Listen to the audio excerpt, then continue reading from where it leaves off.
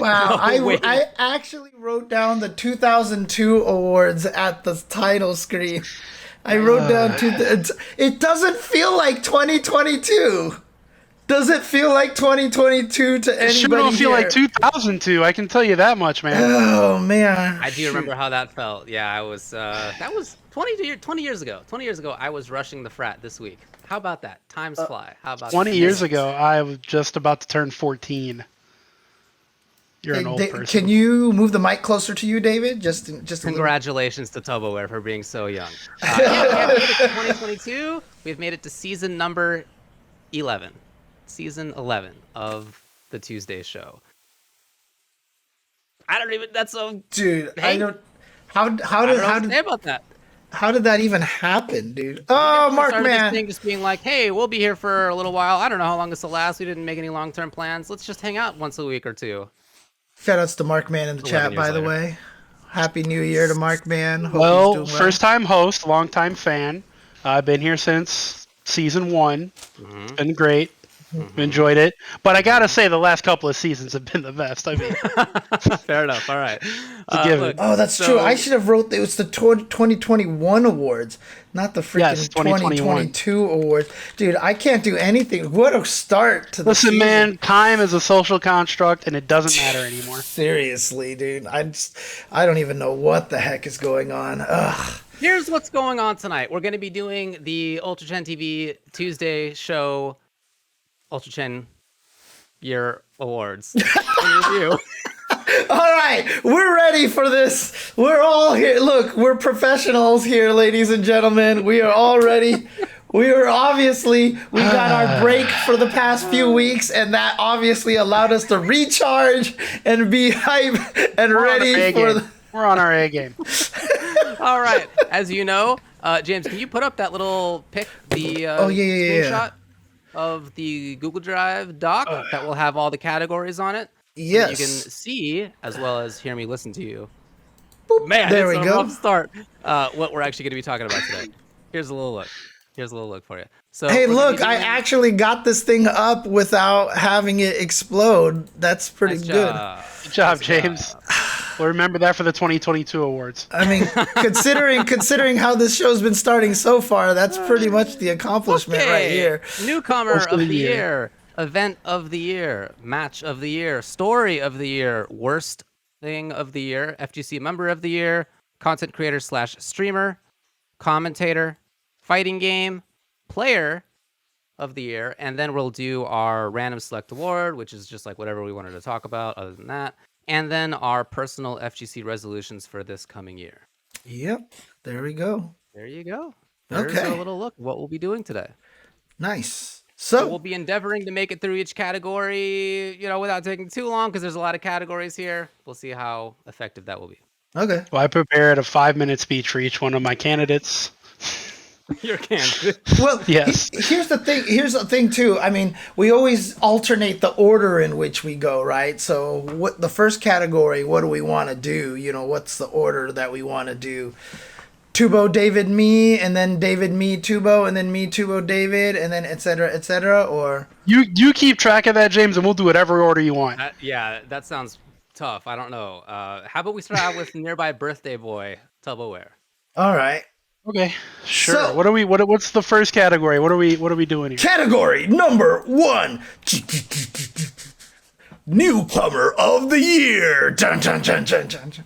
No, I'm not going to do that for every category. That's the last time I'm doing Please that. don't. That's the Please last time I'm don't. doing that. So Everybody imagine that this is the Game Awards and we have, well, actually, we'd have trailers going by. Never yeah, I mind. know, right? Imagine this is the Game Awards. That's a bit different. Actually, here's our winners for Actually, already said everything. More words than the entire Game Awards did. This is a category that doesn't necessarily mean person. Newcomer can mean game or phenomenon or whatever it is that you want to talk about. Yep. All right. Well, my third place, and we're going to go over all three of our picks, right? Yeah, but we're gonna do 3-3-3, 2-2-2, 1-1-1. Oh, so I should go third. So just lay them all out there for you, is what No. you're telling me. No, you're No. doing one, No, and then don't it's my do that. turn, and then it's James's turn, and then it's Okay, yours. that's all right. That's what I thought. Yeah. All right. Anyways, my third place for newcomer of the year is none other than You guys have definitely never heard of this person. IFC Yipes. Asatio. Yipes has been running the can opener series. I don't know if you guys have been able to catch that. Probably not, because you're here watching, UltraChenTV every Tuesday. But every Tuesday, Yipes has been running the can opener series, a online tournament series mostly consisting of Guilty Gear Strive, but he has had like guest appearances from MVCI, Marvel 3, etc., etc. But yeah, for the most, Street Fighter 5 as well. But for the most part, it's been Guilty Gear, and he's been running a really good show and, commentating. And I'm not sure if he's entered them before, but he's been entering online tournaments and stuff too. So, welcome back, Yipes the player, I guess. But definitely, my third place is Yipes the TO. I like it. Yeah, that whole stream is hilarious. As it would be. All right, my number 3 pick is Saki Sakura, who is a really good commentator. Not like she just started last year. She's been doing it, but I feel like this was more of like kind of a breakout year for her. She showed up on some big streams. I expect and hope that she'll be continuing to show up on big streams in the future. I think that she's really good. She comes from the NRS scene, but has also been doing commentary for Strive and I think Melty and other stuff too. She was at least one, maybe 2 big E events doing that. And again, expecting to see her more often elsewhere. Good work. Cool. My number 3, what a fun way to start the year, is kind of selfish, but my number 3 newcomer of the year is actually the Synchronized podcast that I've been doing with Mike and Kitty. Actually, it's been a lot of fun doing that. And honestly, just being able to learn a lot more about KOF and understanding, the SNK fandom. The stream has been, the audience that we get there all the time, like the little SNK family that we have on stream has just been really pleasant and stuff. So it's been it's a good time. And like I said, I really enjoy learning a lot about KOF, learning how to play the game, etc., etc. So it's been a good time. That's my number 3. Cool. So David should go first now? No, it's you. No, it's you. Next category. See, this is just way too confusing, guys. Each category we will start. We gotta get this together. This is okay, not, this is we got it. We're together. No, you're messing with my brain here. Anyways, my number 2 newcomer of the year is again someone that hasn't been mentioned yet. Saki Sakura is also my number 2. Yeah, Saki has been incredible. Top 5 commentator in the FGC right now. I think she's super, super talented. Definitely showed that she has put in tons of work. Very impressive, and also she runs tournaments too. So just more power to her. Saki's great. Okay. My number 2 newcomer, quote unquote. Right. Yeah.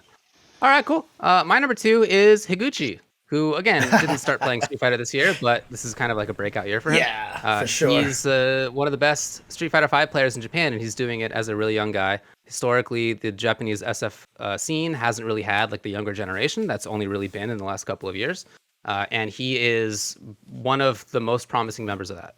So congrats to him. He's super, super good. We'll see him. I believe he's qualified for Capcom Cup.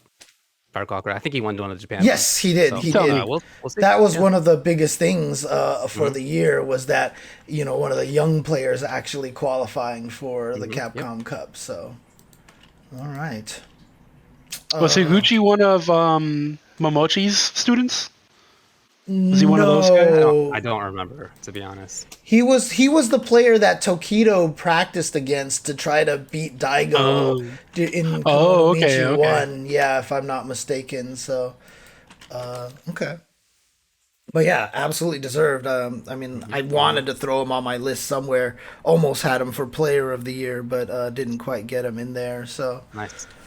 My number 2 newcomer of the year is the Street Fighter V dev updates, because they started last year with Dan, and the updates with Nakayama-san and Matsumoto-san, I think, have been some of the best content produced by one of the game developer companies ever.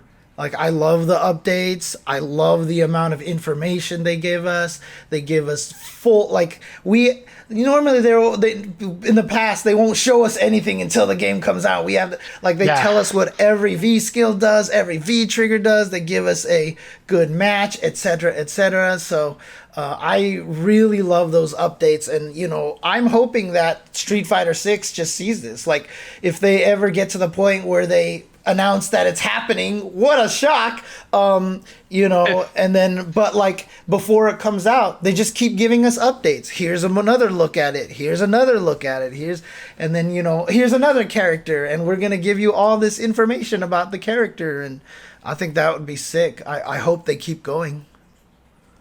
Yeah, I think they're really cool. I agree with you. It's a good pick. Yeah. All right, my first place for Newcomer of the Year. I was actually kind of disappointed with James when he picked Synchronize. How dare you have nepotism towards your awards picks? And that's why I was unbiased when I selected the Commentator Cup as the best Newcomer tournament series in the FGC. I thought we all did really, really great with, everything on the Commentator Cup, especially given it was our first shot at it. And I'm excited to see what we can do in the future with it. So that was my number one pick. I gotta tell you, I think that those UCTV boys nailed that one. They did all right. I thought they did okay. My number one Newcomer of the Year is Skullgirls Season 1. Season 1. Season 1 of Skullgirls is my Newcomer of the Year. Yeah, I think it's so cool that game has not only managed to survive, but is in a fantastically strong state and is getting new characters. A couple have already come out. There's more that are in the pipeline. Not just because this game is approaching a decade old, but also because of all the things that happened last year, where the devs basically all quit as long as Mike Z was still involved, and then went and did their own thing, and it all managed to work out. It all managed to work out somehow.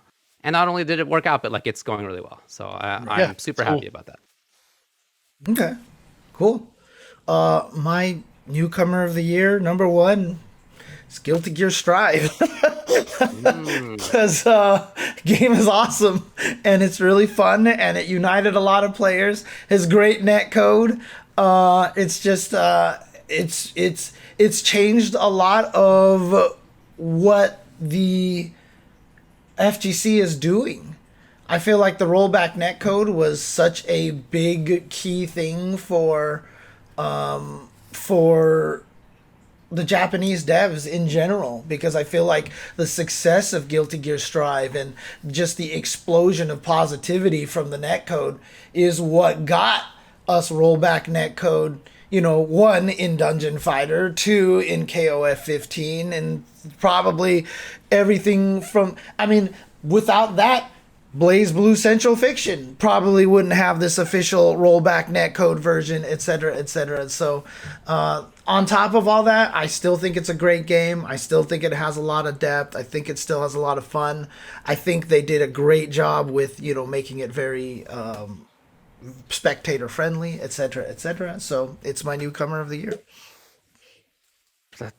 Yeah, I don't think that this is the last time that we'll talk about Guilty Gear Strive. Well, for sure. Speak for yourself. For sure. Oh no, the Tubbo snub. All right, well there you go. There is Newcomer of the Year. Want to move on to category number 2?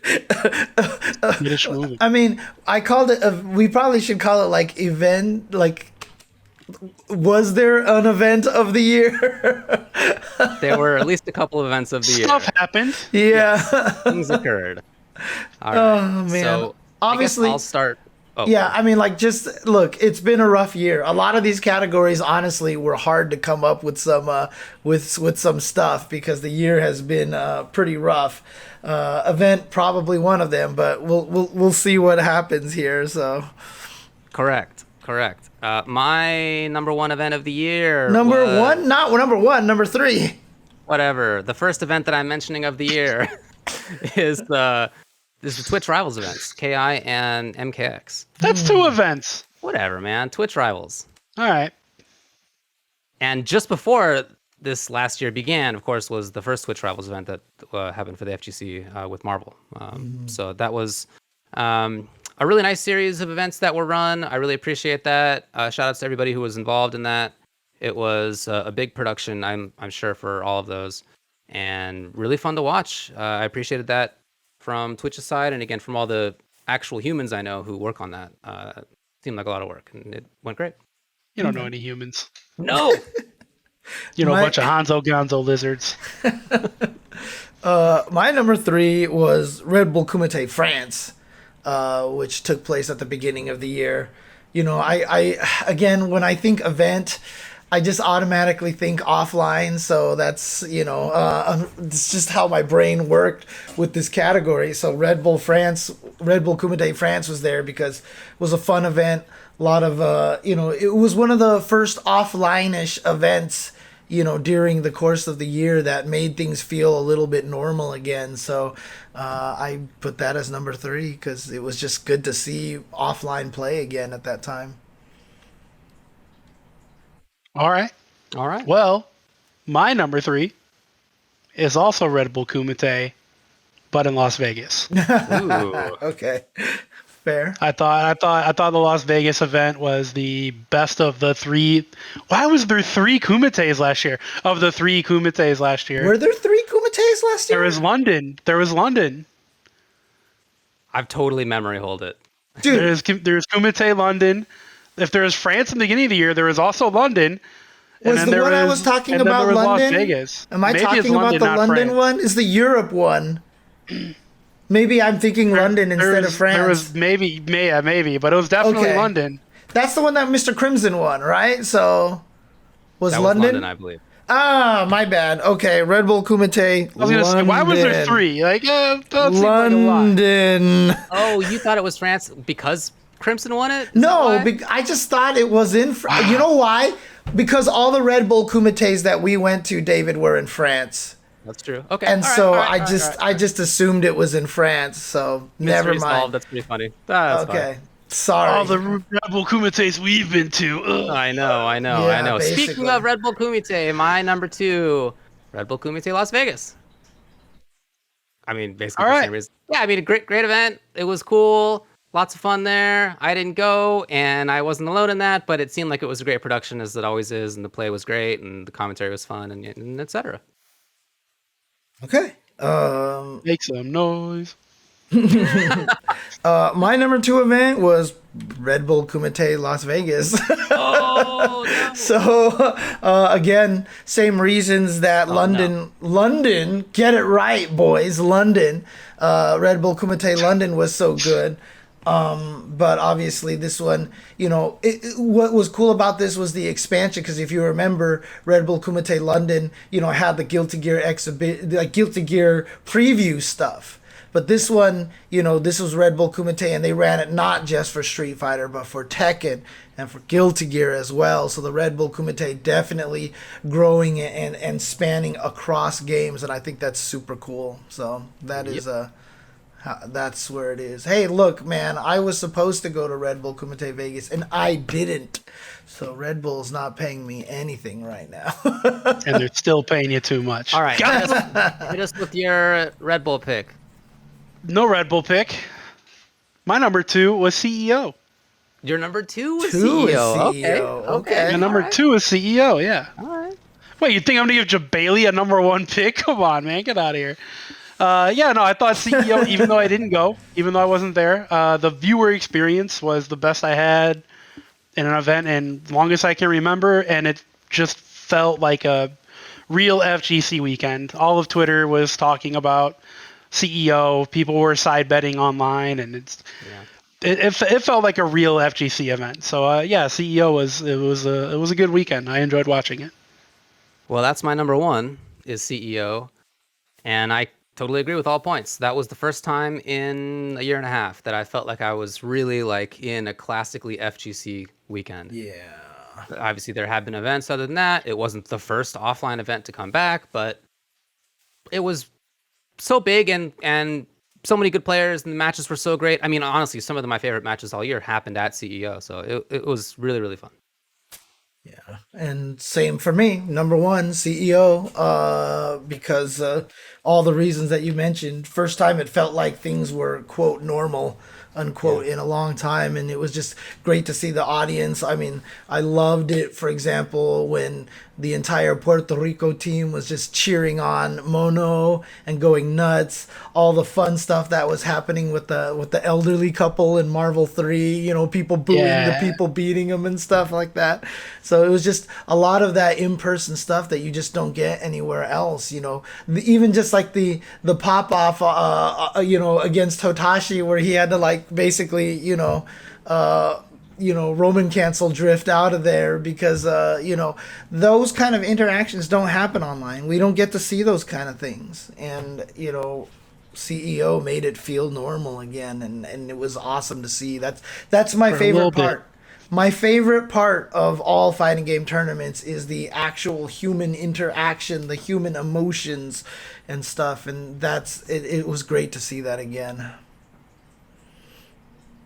Yeah, I can't disagree with you there.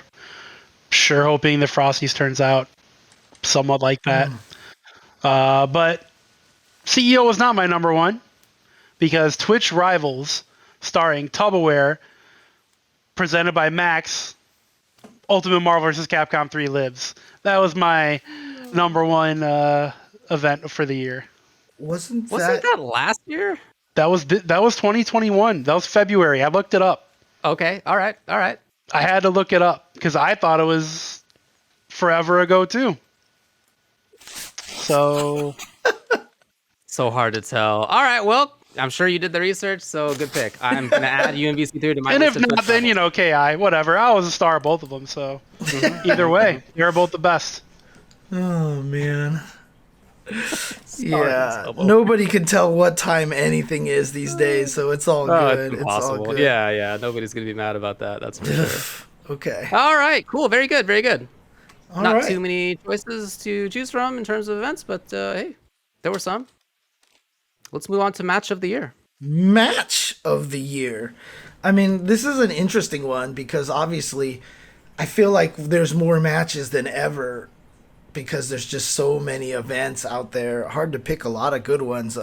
My number 3, you know, a little bit cheating, kind of 2 matches here, but it was the Marn versus Hotashi and then Hotashi versus Punk first to 15s that they played on IFC Yipes' channel, because that rivalry and then how organic the Punk versus Hotashi happened afterwards was great. I remember tweeting about it that I was just like, oh God, I haven't felt like this kind of, you know, rivalry kind of thing in a long time. And it was really cool and really funny how organically that all happened with Hotashi going, oh, you know what? I'll take on anybody. And so Punk just jumps on the chat and like, I'm going. And I just think that was awesome. And I loved how, you know, I love seeing those kind of rivalries. I love seeing people challenge each other like that, and that's FGC to me. So and the fact that it happened so naturally that it just kind of fell into place is what made it great. And the matches were good too as well. No blowouts. It was 15-12 and 15-11, I think it was, in the end. So it was good stuff the entire time. All right, what do you got, TuboWare? Well, my third favorite of the year is definitely Gobu versus Diaphone in the Red Bull Kumite. The fact that Gobu picked Goldlewis just to troll and got away with it was just... It's great. I mean, was it the troll? I mean, he's... I mean, if you look at his face, I would say, yeah. I would think so. I would hope so. I hope that's not his default face. That would be terrifying. Yeah, that's a good pick. My number 3 is Yu Vega versus Kotaka Shoten in Super Turbo at Kimono Michi. Okay. Which is not long ago. It was like very end of the year. And that was Dictator versus Guile. I played Dictator in that game, if you don't know that, among other characters. But I've played a lot of Dictator versus Guile, and unless you're the best, it's a super hard matchup. Right. For Dictator, unless you're the best. Dude. And Yu Vega's the best. And he won it even... I mean, it wasn't a blowout. He went down to the final set. and one of the sets he got smoked in. So it was a real interesting back and forth one. They both had a lot of interesting decisions made in it, and it was close and it was fun. Dude, when I was commentating that, I was just like, this match, like, I feel like it was supposed to be bad for Bison. And he made it look like a 5-5 matchup. And you have to be the best. That's all there is to it. and literally Kotaka Shoten dropped the set winning, the exhibition winning combo. He dropped the exhibition winning combo and he couldn't recover. And that was like one of those epic moments of like, this is where the mental stuff comes in. So totally. All right. My number 2 happened during the Japan-Korea 15 versus 15 that took place at one point in time. And that was Churara versus -2. Now, I don't know if you guys saw. So Churara is the crazy Kai player who dashes up to you and DPs in your face or throws you. -2 is the Korean... Wait, I'm sorry. Churara is the Korean player, I think, and -2 is the Japanese player. Shoot, I can't even remember. I remember it was a Chimera. But yes, so -2's entire point was, okay, Churara. Oh, so Churara is the Japanese player. Yeah, okay, that's what I thought. Okay, so -2 is the Korean player. His whole point was that, you know what? You are a psycho with Kai, so I am going to be as psycho as possible. And it was the most disrespectful match I have ever seen. -2 did Tiger Knee super meaty against Churara. They had one point where they traded DPs and clashed, and one of them got air thrown afterwards. Like, they were just DPing everywhere. It was seriously one of the most disrespectful matches I've ever seen, and I loved it. And I loved it because the game allows for that, and the game allowed for that kind of just absolute madness. So, dude, that, like, if what you games don't allow for that, James? Can you talk about what games don't allow for that? James, what games are you talking about? If you haven't seen the match yet, definitely go look it up. That's Churara, which you're gonna find, I think, as TYURARA versus -2 on YouTube, and just watch it and just watch the absolute madness that happens. All right. Well. All right. What number are we on here? 2. We're on 2. Oh yeah. My number two is, well, I'm kind of copying James here, but it's Hotashi versus Marn versus Otashi versus Punk versus Otashi. That was the hype built around that. Yeah. Just like the natural energy from those matches and the shit talk was fantastic. So that was another thing that kind of felt like real FGC to me. Right. That's happened in this very online era. So that was really cool. I really, really enjoyed watching that and seeing it from 3 different players' perspective. Because there's Yipe streaming it, Punk streaming it, and Hotashi streaming it. And I think Marn might have streamed this set too, but I didn't watch that from his end. So all these different player perspectives all happening at once. It was good. It was good to see. I remember that. It was fun that we were all kind of talking about that match. It just was kind of organic. There wasn't like a lot of. It was extremely organic. To it. It was just like, hey, everybody, like Morpheus is fighting Neo kind of situation. Yeah, exactly. All right, cool. My number 2 is Mono versus Punk, Street Fighter V CEO Grand Finals. Of course. Where, of course, Mono ended up winning the whole thing. It was a really good set, as well as I'm super happy for Mono to have won.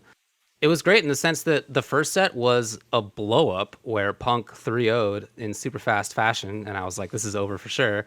And then Mono took total control and blew out Punk after that, although like with slower Fang style. So that was a really fun one. But yeah, congratulations to Mono for taking CEO. It was cool. What a beast. Yeah, dude, honestly, after Punk reset the first one, I remember I was in the car with Olaf and we were driving and watching on the phone. After Punk reset it, I was like, yeah, this is done. Like, we all were. Everybody was saying that. Like Punk is just gonna win, and and then Mono just came back and won. Was it 3 in a row at the end there? I think it was. I think it was 0-3-3-0 if I recall. Yeah, I'm pretty sure it was. And it was. I mean, I was just like, what? This definitely a strong pick there. I'm kind of sad I didn't put that one on there. My number one actually is Daigo versus Kawano in CPT, with Daigo coming back from the losers bracket and taking it over Kawano, including that ridiculous comeback that he had. That one round where Kawano did the combo that I thought was going to kill. I commentated it. You could hear me going like, oh, he's dead. And then it left Daigo at a pixel. But Kawano had like 70% of his life. One time you should use your catchphrase. The one time Dude, you yeah, go, oh, I he's know. dead. And, oh, God, that match was ridiculous. And I remember when Daigo won that round with the back Sobot hitting like the crouching whatever light punch, medium punch that Kawano hit. Like, me and Jeremy absolutely exploded and fell apart, dude. Like, that match was ridiculous. And that was the match that ended up putting Daigo back in the Capcom Cup again. The story of Daigo with Street Fighter V is honestly one of the most fascinating stories of the past, 5 years or so. Of the past year, James? That man was hospitalized with COVID. He was hospitalized with COVID. Yeah, absolutely. And but I mean, just he started Street Fighter V fairly poorly. People were talking about washed up Daigo in the first year of Street Fighter V and 2, first year and 2 of Street Fighter V, and now to the point where he's basically everyone's like, nah, Daigo cannot be stopped. So really, really, that match, not only being a great match, but Daigo getting into Capcom Cup, I felt like meant a lot. All right. Well, my number one match of the year was Ram Bam taking on his true form as Gram Bam and beating up Tinker in the Marvel 3 tournament at CEO. And for those of you who don't know who Tinker is a very nice elderly lady who is running a tournament of her own. And Ram Bam, a Zero player, a very well-known Zero player, had no mercy on this poor soul and absolutely crushed this old lady 3-0 in the Marvel vs. Capcom tournament. That was my favorite match. Way to go, Gram Bam. We know who you really are. No mercy. Oh, boy. All right. My number one also was at CEO. It was Yadriel El Punk versus the Mighty Unjust in Mortal Kombat in top 8. This was another one that was extremely close. It was down to the very final round, and it was after game 1, Yadriel blew up Unjust's Jackie, and then Unjust switched and blew up Yadriel in the next couple games, but then Yadriel made this big comeback. And he's Puerto Rican, and the whole Puerto Rican scene, like with Mono, was really pumping him on, and that part of it was really cool. And he killed with a full screen KB that he had never tried in the whole set until the very, very last decision. It was a really, really good match. And afterward, he popped off and he's shaking the ring, It was so cool, so cool. It was just like a classic FGC moment. Very cool. Dude, I mean, I feel like your number 3 should have included a Puerto Rican player, and your category should have just been Puerto Ricans of the year, dude. Clean sweep. They killed it at CEO. Absolutely, dude, and that's again really exciting to see. So, all right, FGC is truly a global thing, dude. That's what makes it so wonderful. So let's do one more category. Before, a break or something, or? I mean, I guess we don't need to take a break if you don't want. Because at least we should take a break. Okay. Well, all right, fine. We'll take a break, but let's do it after this. Yes. Yeah. Okay. So, story of the year coming up next. Story of the year. Okay. Woo! There we go. Story of the year. Tubo, you go first with your number 3. Is it my first? Yes. Yes, it is.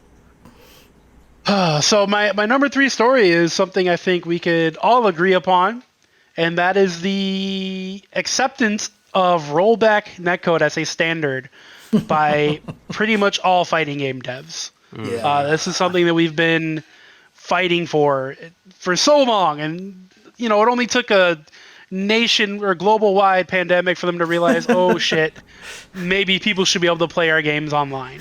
But it happened, and it's been great, and companies have been shoving rollback netcode into their older games and promising it for their future games, and it's been nice to be able to play some fighting games online. Yeah.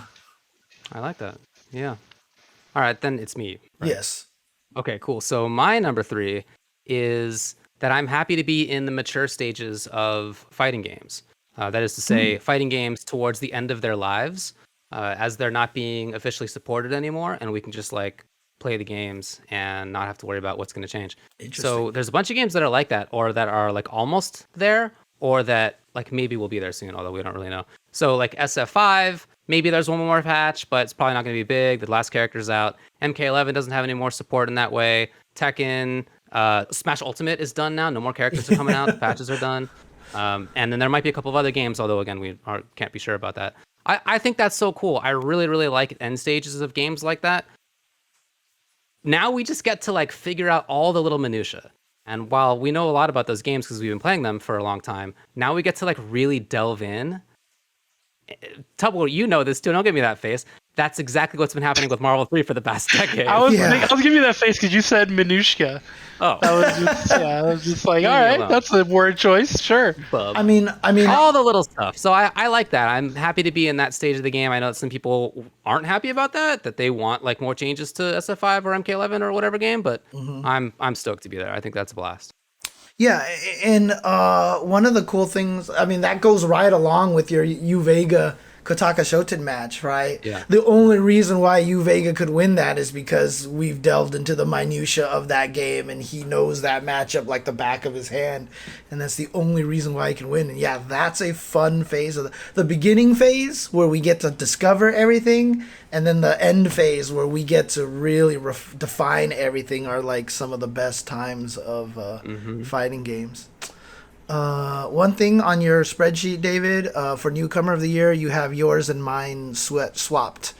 Oh, I see. I do. Okay, yeah. Cool. I'll do that now. My number 3 story of the year. So when I did story of the year, I tried to concentrate a little bit more directly on like the fighting games themselves and just kind of the evolution of fighting games.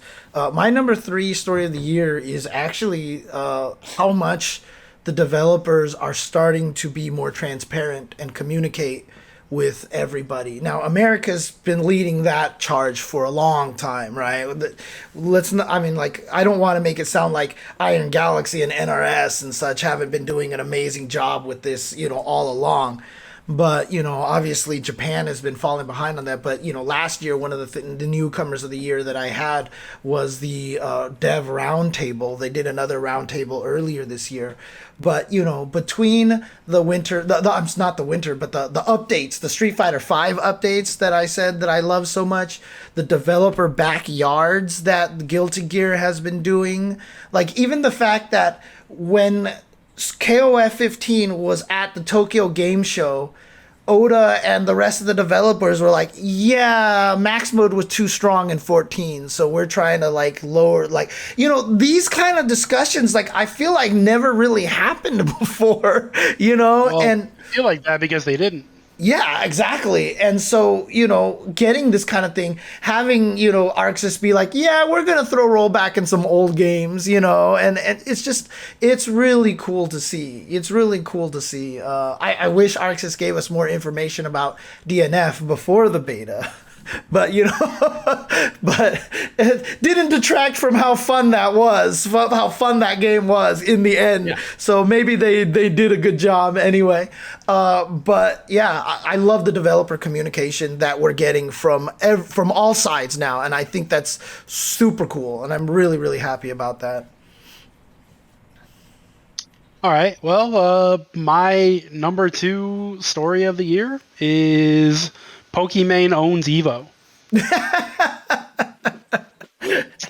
I really don't have to say much more about that. It was just, what? This is one of those 2021 things where you just go with it because that's a thing. That's a thing now. Yeah. So yeah, Pokimane technically owning kind of sort of part of Evo that's a thing. Yeah. That is a thing. Okay, my number 2 is the story of people who are playing what they like. So I'm thinking about players who are big Guilty Gear heads but didn't like Strive and kept playing Rev 2 or went back to Plus R or kept playing Plus R, I guess, depending on how you think about that. And people did that with other games too. There are a bunch of tournaments now in the NRS scene for games like MKX and Injustice 2. Even Injustice 1 and MK9 are getting play in that same way, which I think is fantastic. There are still big events going on for Super Turbo. We just talked about one a little bit earlier. Third Strike's doing that too. There was a Kimono Michi with Vampire Savior, and there's like all these older games that people are still playing. There's no need to move on if you don't like the newer version of your game. Melee's as popular as it's ever been in terms of competitive play, right? I love that. I that's exactly what I want to see. I'm happy to see new stuff. I personally do like new games like Strive, but I'm open to the idea that like in the future, maybe I don't like SF6. I don't know, right? Totally possible. Maybe I don't like MK12, whatever. In that case, I'm going to keep playing the games that I care about. And I'm really happy to see people actually doing that, continuing to run events for it, continuing to stream for them. That's awesome. Dude, the retro is building up right now, you know, with Fightcade and all this stuff. There's definitely a lot of people are just playing whatever the hell they want, and kind of goes to where, you know, Tubo was talking about with IFC Yipes and the can opener series. They did MVCI, and what that Matcherino like went insane or something. Like the view count was insane because the MVCI players are like, yo, we in there, we playing some MVCI, and I think that's really cool. So play what Jadelin says it best. Play what you want, play what you love. That's like perfect right there. UMVC3 still getting some big events. Like I think that's all really Dude, good. UMVC3 is the main Marvel game right now. I'm sorry. It just is. Like I don't even consider that retro. Like that to me is like it's current, it's modern. All right. What do you got? My number 2, same thing as Tubo's number 3. I wrote it down as rollback netcode is winning. But basically, you know, the fact that, you know, the developers are all understanding that rollback is where we need to go. You know, Nickelodeon All-Stars Brawl has rollback netcode. Going back and putting it into Blaze Blue, everybody knows that this is where we're supposed to go. Unfortunately, there's a couple of situations where the games didn't come with rollback, and we can see kind of the problems of that, right? Like Virtua Fighter 5. There's a game that kind of made a little bit of a comeback this year, Play What You Want. But, I mean, unfortunately, it came out at a bad time. It was 1 week right before Guilty Gear Strive.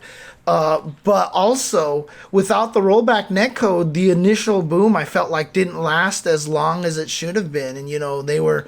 What did they say? They were going to absorb the netcode or something like that, or absorb the delay or whatever. And it just shows that this is not the way to go. Now, obviously, rollback is not a silver bullet. We have situations, for example, like Street Fighter V, like Melty Blood, where the netcode isn't as good as it could be. But then Strive has really shown what good rollback netcode is all about, so much to the point that even Japanese players during the beta were like, wait, this is what rollback is? I'm on board. Like, you know, the fact that they had that response, you know, really showed that a lot of people didn't understand, and now they do. And it's you know, nothing but, you know, positive. Like, I can only see good for the future for the FGC as long as we keep sticking with the rollback netcode. All right. My number one biggest story in the FGC this year is some dude named Rick quitting Twitch to join the Evo team as the general manager. I feel like it's a pretty big W for Evo. Pretty big W for the FGC. At the very least, you know, we know that someone that has the FGC's best interest in mind is working Evo now. Whereas we didn't necessarily have that reassurance before. Even when the Cannons came on the show, they made it clear that they were there, but they're not fully there. You know, like they still have a hand in what goes, but they're not. We're making a video game called Project L. Okay, like they're busy. Let's be serious here. Yeah, they're a bit busy right now. Right. But with Rick there working that full time, that's awesome. That's only good things can come from that, and I'm looking forward to see what happens. Yep. Yeah, man. I mean, I have a very similar number one, kind of a combination of a couple of yours, which is just to say that there have been big changes at Evo. I think that's a big story. And it's, I mean, certainly the sale to RTS, Pokemon being involved, like those are things, but yeah, I think it's absolutely right to point out that Rick being hired there is a big deal, as well as people like Chris Seglia and Mark Mann still being involved with Evo. Very important to note as well, people who have been doing great work for a very long time themselves. So they're assembling a team of really, really strong FGC people in like prominent leadership positions, as well as giving them, well, I hope, I don't know the details, right? But giving them enough money, hopefully, to do really good stuff. So I hope that they are allowed to, in fact, do those things. I mean, we'll see, right? But that combination of the people who are involved with the potential that they have money to do cool stuff is definitely exciting. I mean, Evo needs changes. Obviously, it did need changes after what happened the previous year. Like it needed changes, but honestly, it's needed changes for a while. So I'm happy to see that is in fact happening. So we got to go ask Pokimane to make sure that she gives Rick plenty of money and budget to run the to run the event. Money, please. Yeah. My number one story of the year, again, developer communication, rollback netcode. I'm kind of sticking with this little, like a specific theme here for my stories. My number one is betas are good. Please, can we keep doing betas? Because, look, Guilty Gear Strive had the beta. Obviously, the lobby's still a problem, but a lot of problems that were there, it was definitely better by the time we got to the release. Remember, they didn't even take into account 7 people standing on one person with their sword out trying to get matches and stuff like that. If it weren't for that beta, that's what we would have gotten on release, and things would have been very, very sad, right?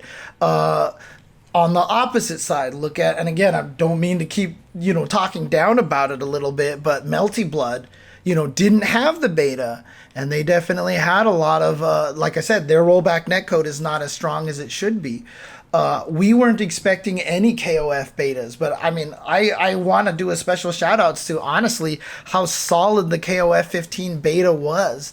Every beta comes out, nobody can connect, and the servers are down, and you just can't play. You can't play. There was 0 period of time where the KOF servers were not up. Like everybody. Well, usually those happen because there's so many people playing, right? That it crashes the servers. So it makes sense that KOF didn't run into that. Come on, man! Look, a lot of people were playing the game. Okay. Yeah, no, I know they were. Yeah. Your camera actually blurred your own face out just after you were saying that. And another thing too, I mean, we weren't even expecting a second beta, but they gave us a second beta, and they gave us all the characters, and they gave us training mode. Like they gave us all the stuff that 2 different sets of 8 characters, and the second beta, the online code, the netcode was actually significantly better. Even to the point where in the first beta, again, back to the transparency thing that I was talking about, KOF, like the SNK devs, put out that first PDF and literally said, here are the known issues. Throws sometimes desync the game. Like they just came out and said it. Like, look, here's some issues. And so, that it's just really cool. Like I said, Dungeon Fighter, even though we didn't get the information, as much information, but still, the beta for that was amazing and definitely piqued my interest in the game and definitely has gotten me excited for the game. And we got to see how good the netcode was in that as well. It's just the betas are so important. And although DNF didn't give us the training mode and stuff like that, I think that that's kind of important. Because a lot of people actually don't want to go online until they've had a chance to do the training mode. And I think that that's a kind of important in a way. Now, obviously, for a lot of us who have been playing fighting games forever, we'll just jump in and be like, what the hell am I supposed to do? And figure it out while we're going. Just don't pick the Grappler as your first character, because he was not a good character to learn DNF duel with. Unless you did, David. Of course I didn't get to play it at Yeah. all. That's all I played, and I had a blast. And That I character won a was lot. so. I mean, I had 2 hours before it was gonna end, so I didn't have a chance to experiment. So I switched characters, but then I definitely found out a lot of really really fun stuff, and fighting game devs, pay attention. Betas are important. The 98, there's that beta, and the Blaze Blue beta, which is now just basically an indefinite beta that they're just letting run forever. Does not ruin your game sales. Only gets you better player base.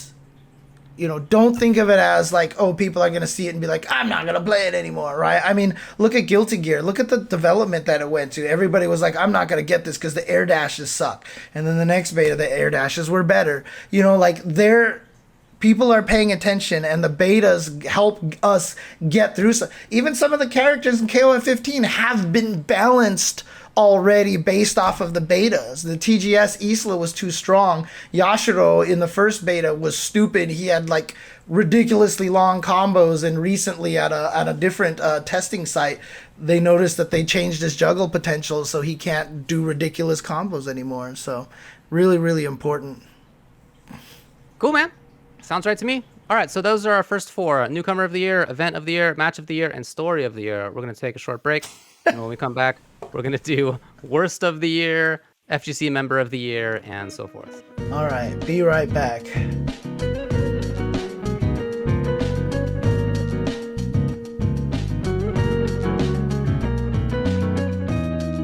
Yeah. There you go. Oh, there we Hey, go. all right. Welcome back, everybody, to the Tuesday show. I'm still mad that I have everything written as the 2022 UltraChenTV Awards. This is my bad. We'll ask Casmer to fix everything in post. No, I'm just kidding. That's not gonna happen. Casmer, do it or you're fired. UltraChenTV Awards. What's that? This is the 2021 awards. Yeah, I know. That's why I'm fixing everything right now, because I guess. I don't know. Whatever. This is the 2021 awards, David, for the last year, the year of 2021. But it's happening in 2022, TuboWare. Yeah, that's how it works, man. I don't know what to tell you. all right, number 5. Speaking of, bad things, the worst of the year. A category which, of course, in a year where there is plenty of things to be the worst of the year.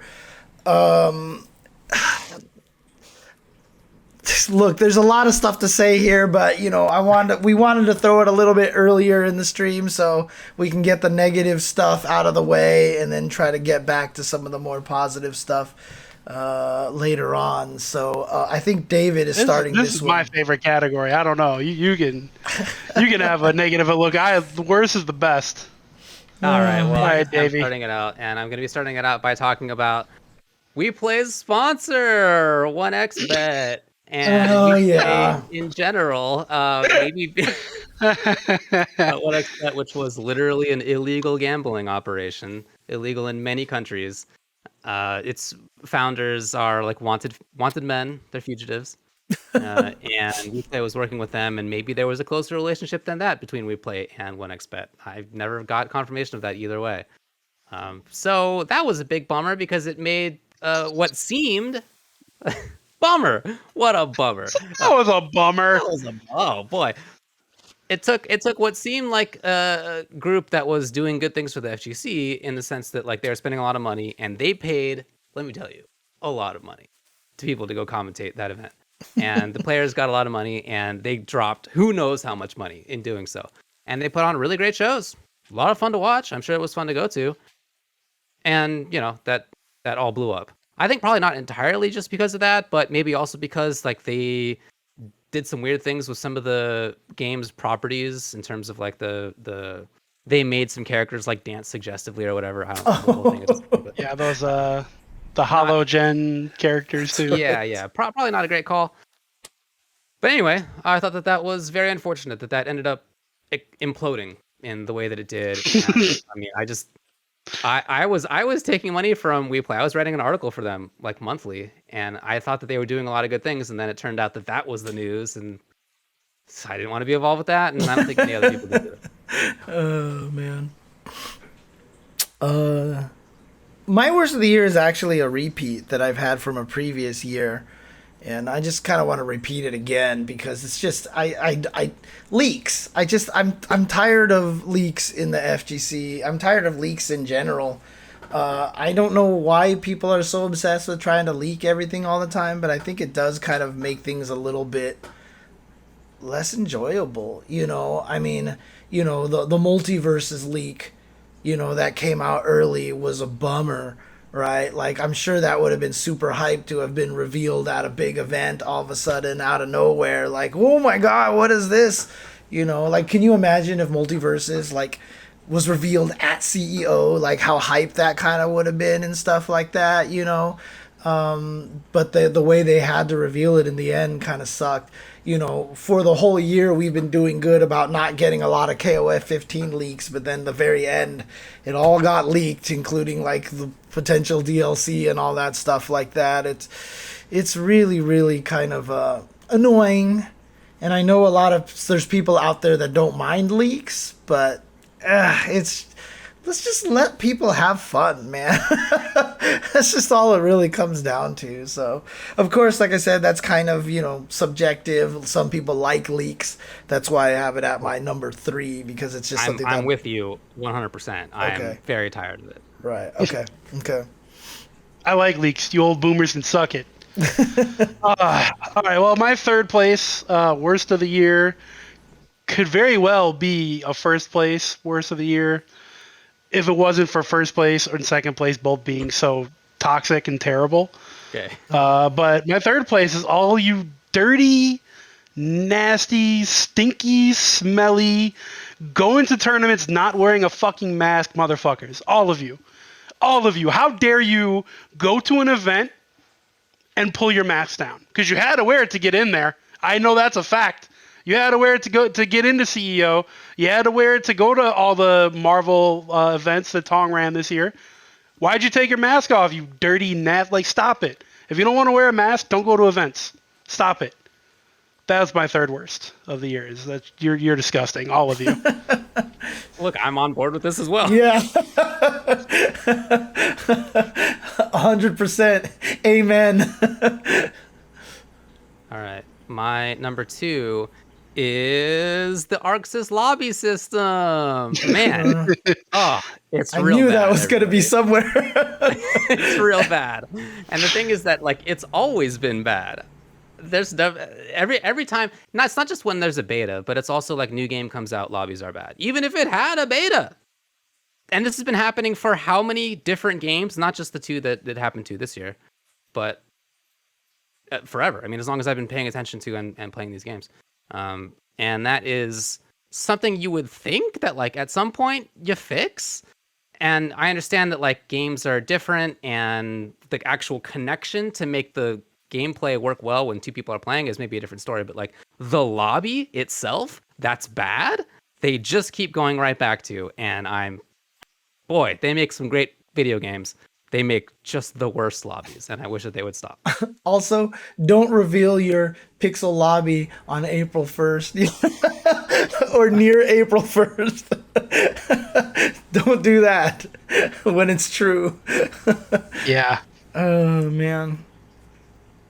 So my number 2 thing is only tangentially related to fighting games. But my number 2 worst of the year is anything and everything having to do with NFTs, because fuck NFTs. Seriously, get that shit out of our gaming, get that shit out of our Discord. And did you see that gorilla fighting game? Like, that's like the number one, like that, like, seriously, like, please stop it. This thing, I mean, even the person who came up with NFTs, the creator of the NFTs, has come out on record and said it's a scam. Like, he's literally said, yeah, this it's not something that you should invest in. It's a scam. You literally get something, you get a URL link on the blockchain, and then if that server goes down, your URL link is useless. Like, the whole thing is just so stupid.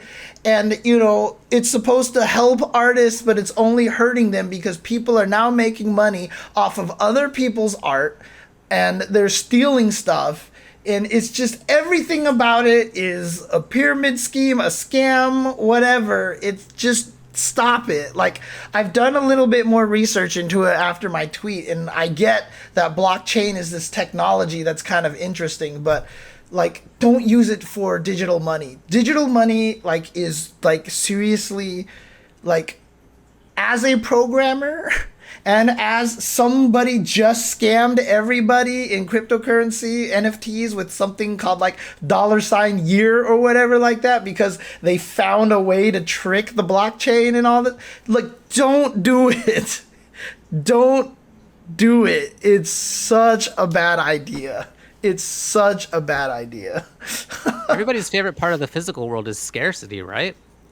Let's bring that to the online world. Isn't that everybody's favorite thing? The fact that you can't get all the things you want to get? Isn't that, Dude, anyway? I haven't even talked about the fact that, all of that, mining stuff is killing the environment, and that literally cryptocurrency is designed to get harder and harder to find the coins, so that it's like someone said, like FF14, like Square Enix is like, we embrace NFTs, and it's because of cryptocurrency that people couldn't log in because they don't have enough hardware for their servers to serve all the people, because all the servers and all the graphics cards and stuff are being taken up by it. Dude, it's I'm looking forward to the Lakers and Kings playing in the Crypto.com arena for the next 10 years, and Crypto.com not existing for 5 of those.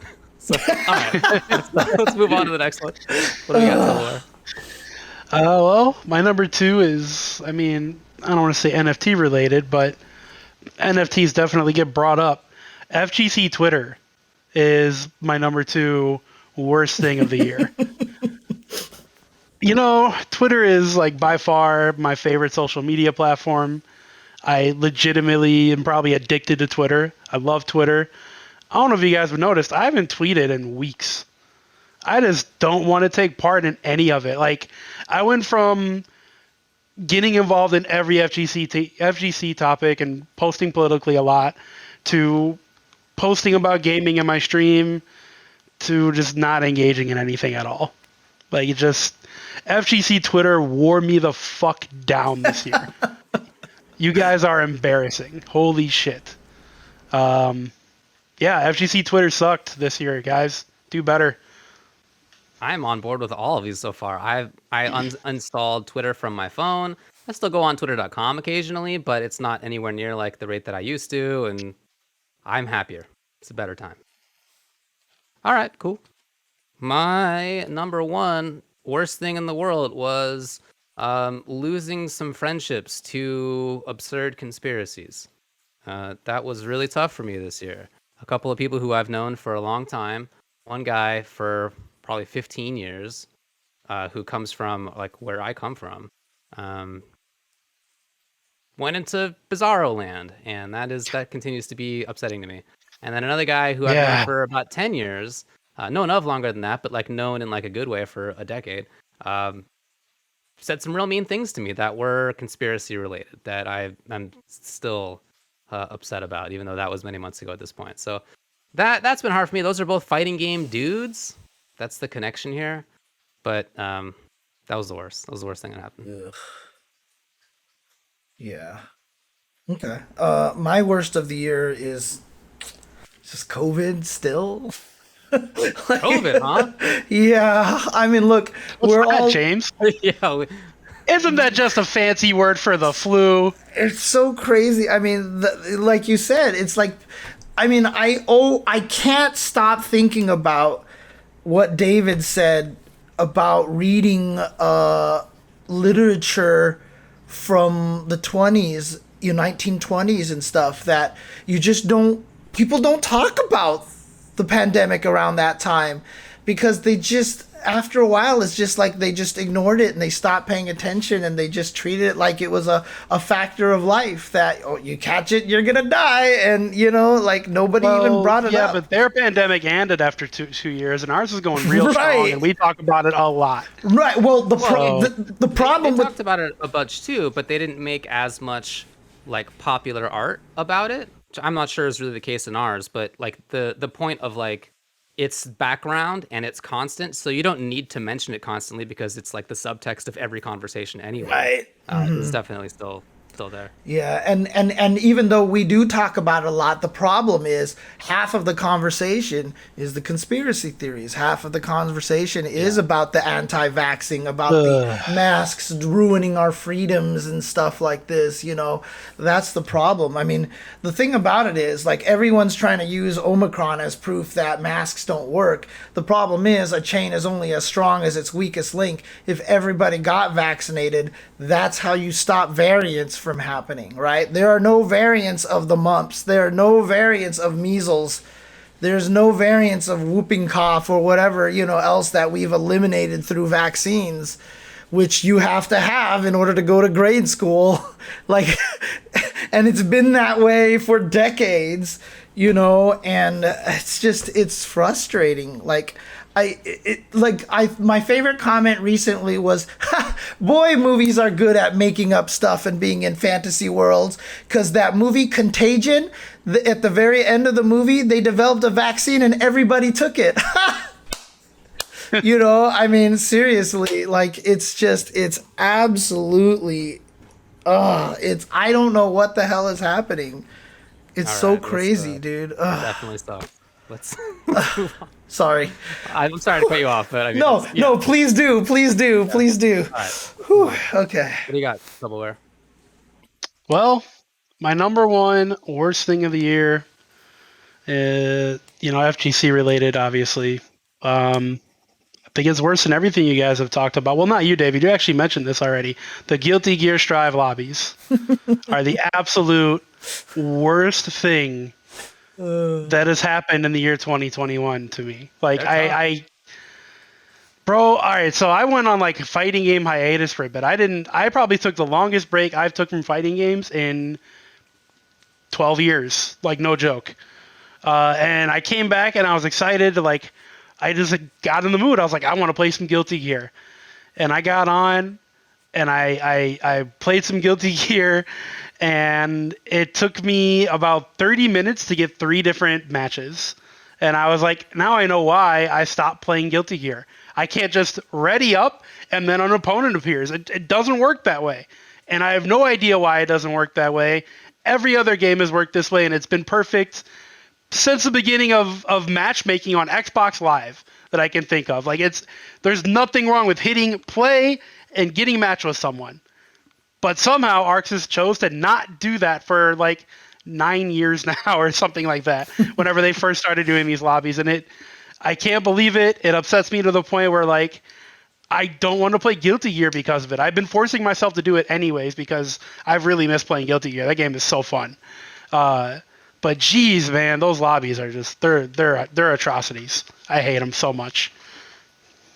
It's like you have to be involved in the least interesting part of a game, right? Like, it's not interesting to walk around and find an opponent. There's so many problems. It's so easy to dodge people. It's not a good use of my time.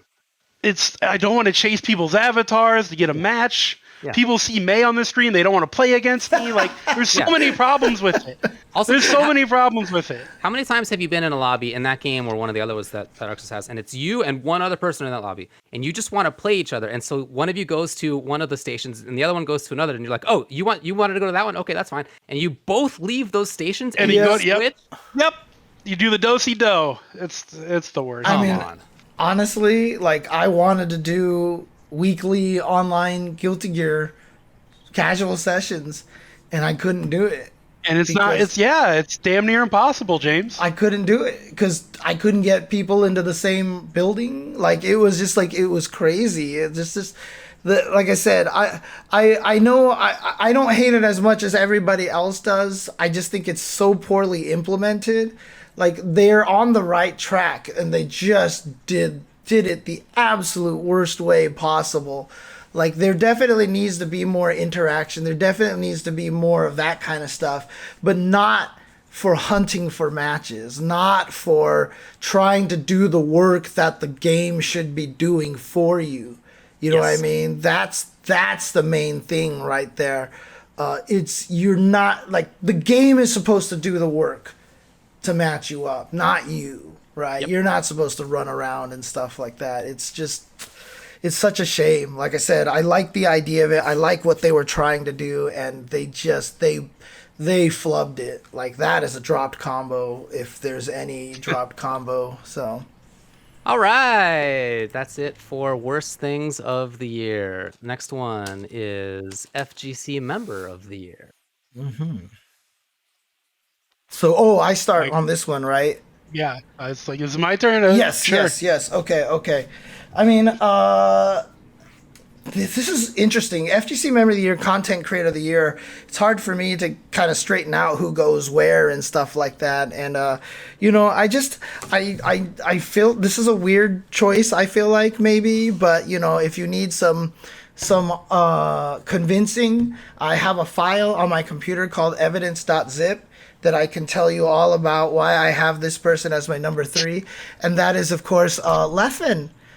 Who's actually been doing a lot of cool things for the FGC. I mean, he's kind of a major influencer, but what he did with a lot of the Guilty Gear stuff when it came out, and running a lot of the tournaments. He organized the East Coast versus Europe 10v10. He's also been winning tournaments as well. And like, even for Melty Blood, when he played Melty Blood, it made a big difference. Like, I feel like Leffen playing Guilty Gear introduced a lot of the Smash players to, non-platform based fighting games.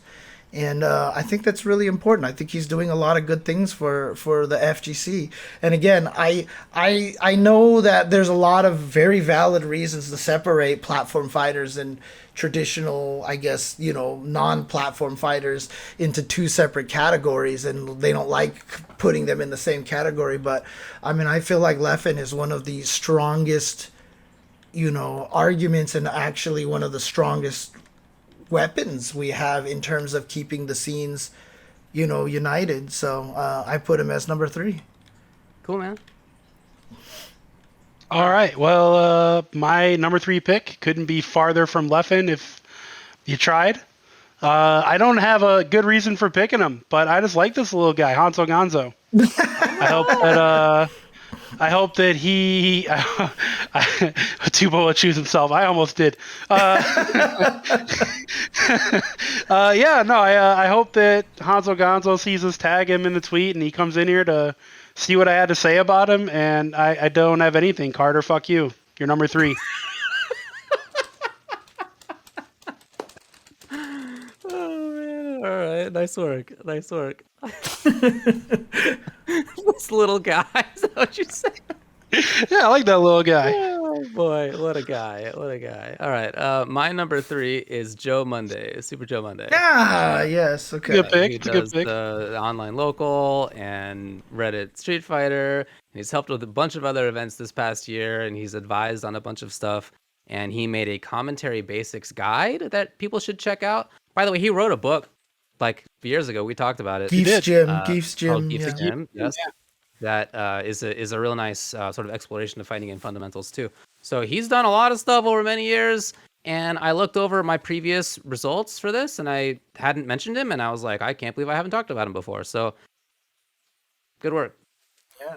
Okay. Also, Good job, Joe. if people haven't watched the online local, the weekly Monday Street Fighter stream that they do, it is a really fun show. They have a really fun time. And they have super high level play. Yeah. Fantastic level play. Yeah, I mean, I really recommend checking it out. I'm there most Mondays, just kind of like lurking in the background while I'm doing work, but it's a really, really fun event. My number 2, I feel like it's a crew that actually doesn't get as much credit as they deserve. But it's going to be the visual platform crew, aka the guys who are doing basically everything in Europe. They're the 10-0 branch of Europe. I got to know them through doing ICFC EU. This is, of course, Mark, Rich, Umar, Jammers, all those guys. They're the ones who run sets for Capcom Fighters, etc., etc. They do a lot of great work out for the EU scene, and I feel like people don't know them. I feel like people don't give them credit.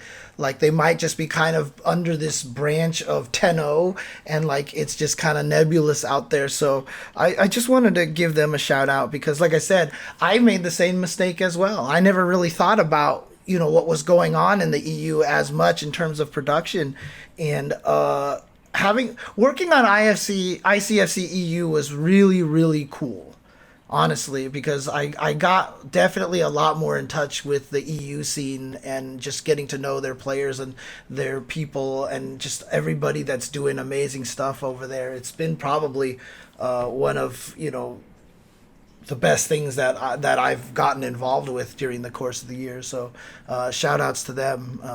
Shout outs to the visual platform crew. Cool.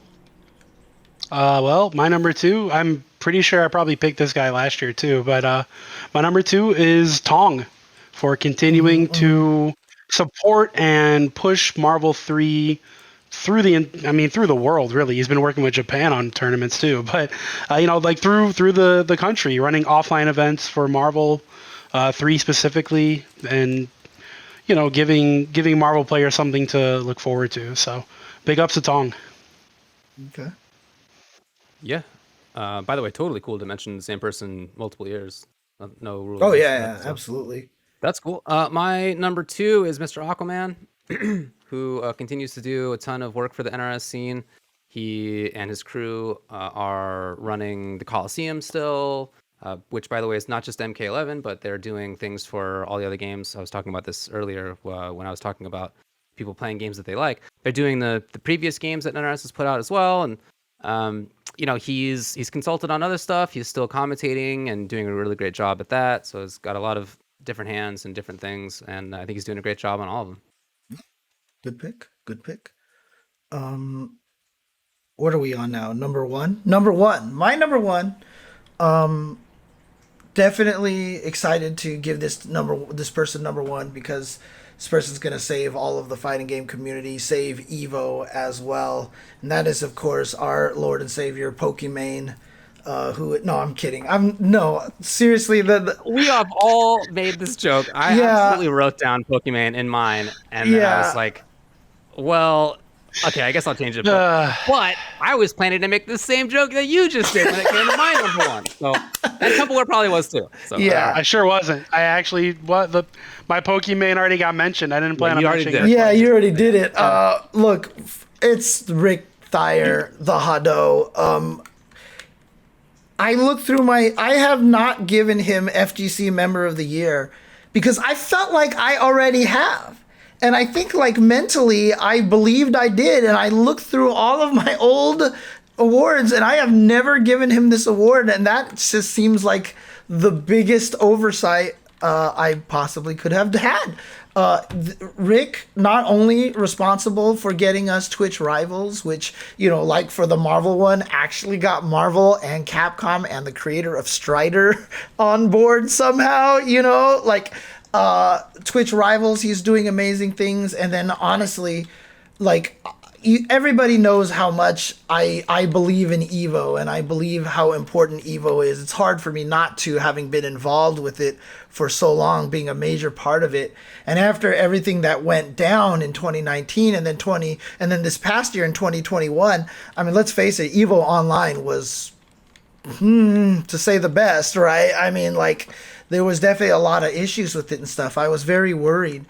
And I can't even tell you, as soon as they announced that Rick was becoming in charge of Evo, I just felt like this weight was lifted off. And I was just I don't know. I don't want to put too much pressure on Rick because he's not that kind of person who's going to see himself as that kind of person. But man, I've often said about Combo Breaker, if he moved Combo Breaker to Mars, we would all end up buying space shuttle tickets to Mars the next day just to get to Combo Breaker. And, one of the things that, is one of the most valid critiques of Evo is that it has become increasingly less player oriented, because none of the stations, et cetera, et cetera. And I feel like Rick is going to do a lot of stuff to help with that as well. So I'm really excited. I'm a big believer in what he does. So I can only hope for good things from Evo. All right. I totally disagree. No, it's obviously we're all. That guy's going to screw it all up. I know. Well, my number one is a bit of a cheat. I didn't really pick anyone in particular. I just thought that all the online TOs out there really, really have been holding down the FGC for 2 years now. So shout outs to all of them. They all get my number one pick for FGC Member of the Year, because holy shit, if they weren't doing it, we wouldn't have much of a FGC right now. So thank you so much, all you guys out there running tournaments still. That was my number 3 last year. Basically, I had all the online TOs, and they are definitely killing it this year too. Yeah, my number one is with that in mind. I thought about saying that as a category, and then I was like, well, I'll pick the person who I think has probably done the most work, and that seems like it's Spooky to me. So I'm gonna go with Spooky. Yeah, NLBC is it's like a week-long thing every week. Yeah, no, it is. 4 days out of the week he's actively running big tournaments, and a lot of people show up to each one of those games. He's commentating, that is a tremendous amount of work, and he's supporting a bunch of different games and doing it, and as well as the stream and the people who chat on there. That's very hard work, I'm sure, but very appreciated. Absolutely. In picking him, right, not just about him, he's kind of emblematic of, I think, the same thing that you brought up, TuboWare, because same kind of thing for everybody who's been running regular online tournaments. That's really all we've had. Only a few exceptions. So those have been key in keeping the scene going for sure. Yep. Okay. All right, number 7, we go to Content Creator of the Year. And it's so funny because honestly, this year, one of the trickiest things about this really is that everybody's taken on so many different roles. So FGC person, content creator, fighting game player, commentator, I feel like a lot of people are blurring that line these days. And so as you should be. Yeah. So Tubo, you go first with your number 3. Not gonna lie, this is a really generic answer, but can't go wrong with the classic Brian F. He's been killing it basically since the pandemic started. His content is very strong. He has a wide array of things on his YouTube and types of videos. If you want tutorials, if you want tournament play, if you want just funny clips, he's been doing it all. Brian F is my my number 3 pick for Content Creator of FGC of the Year.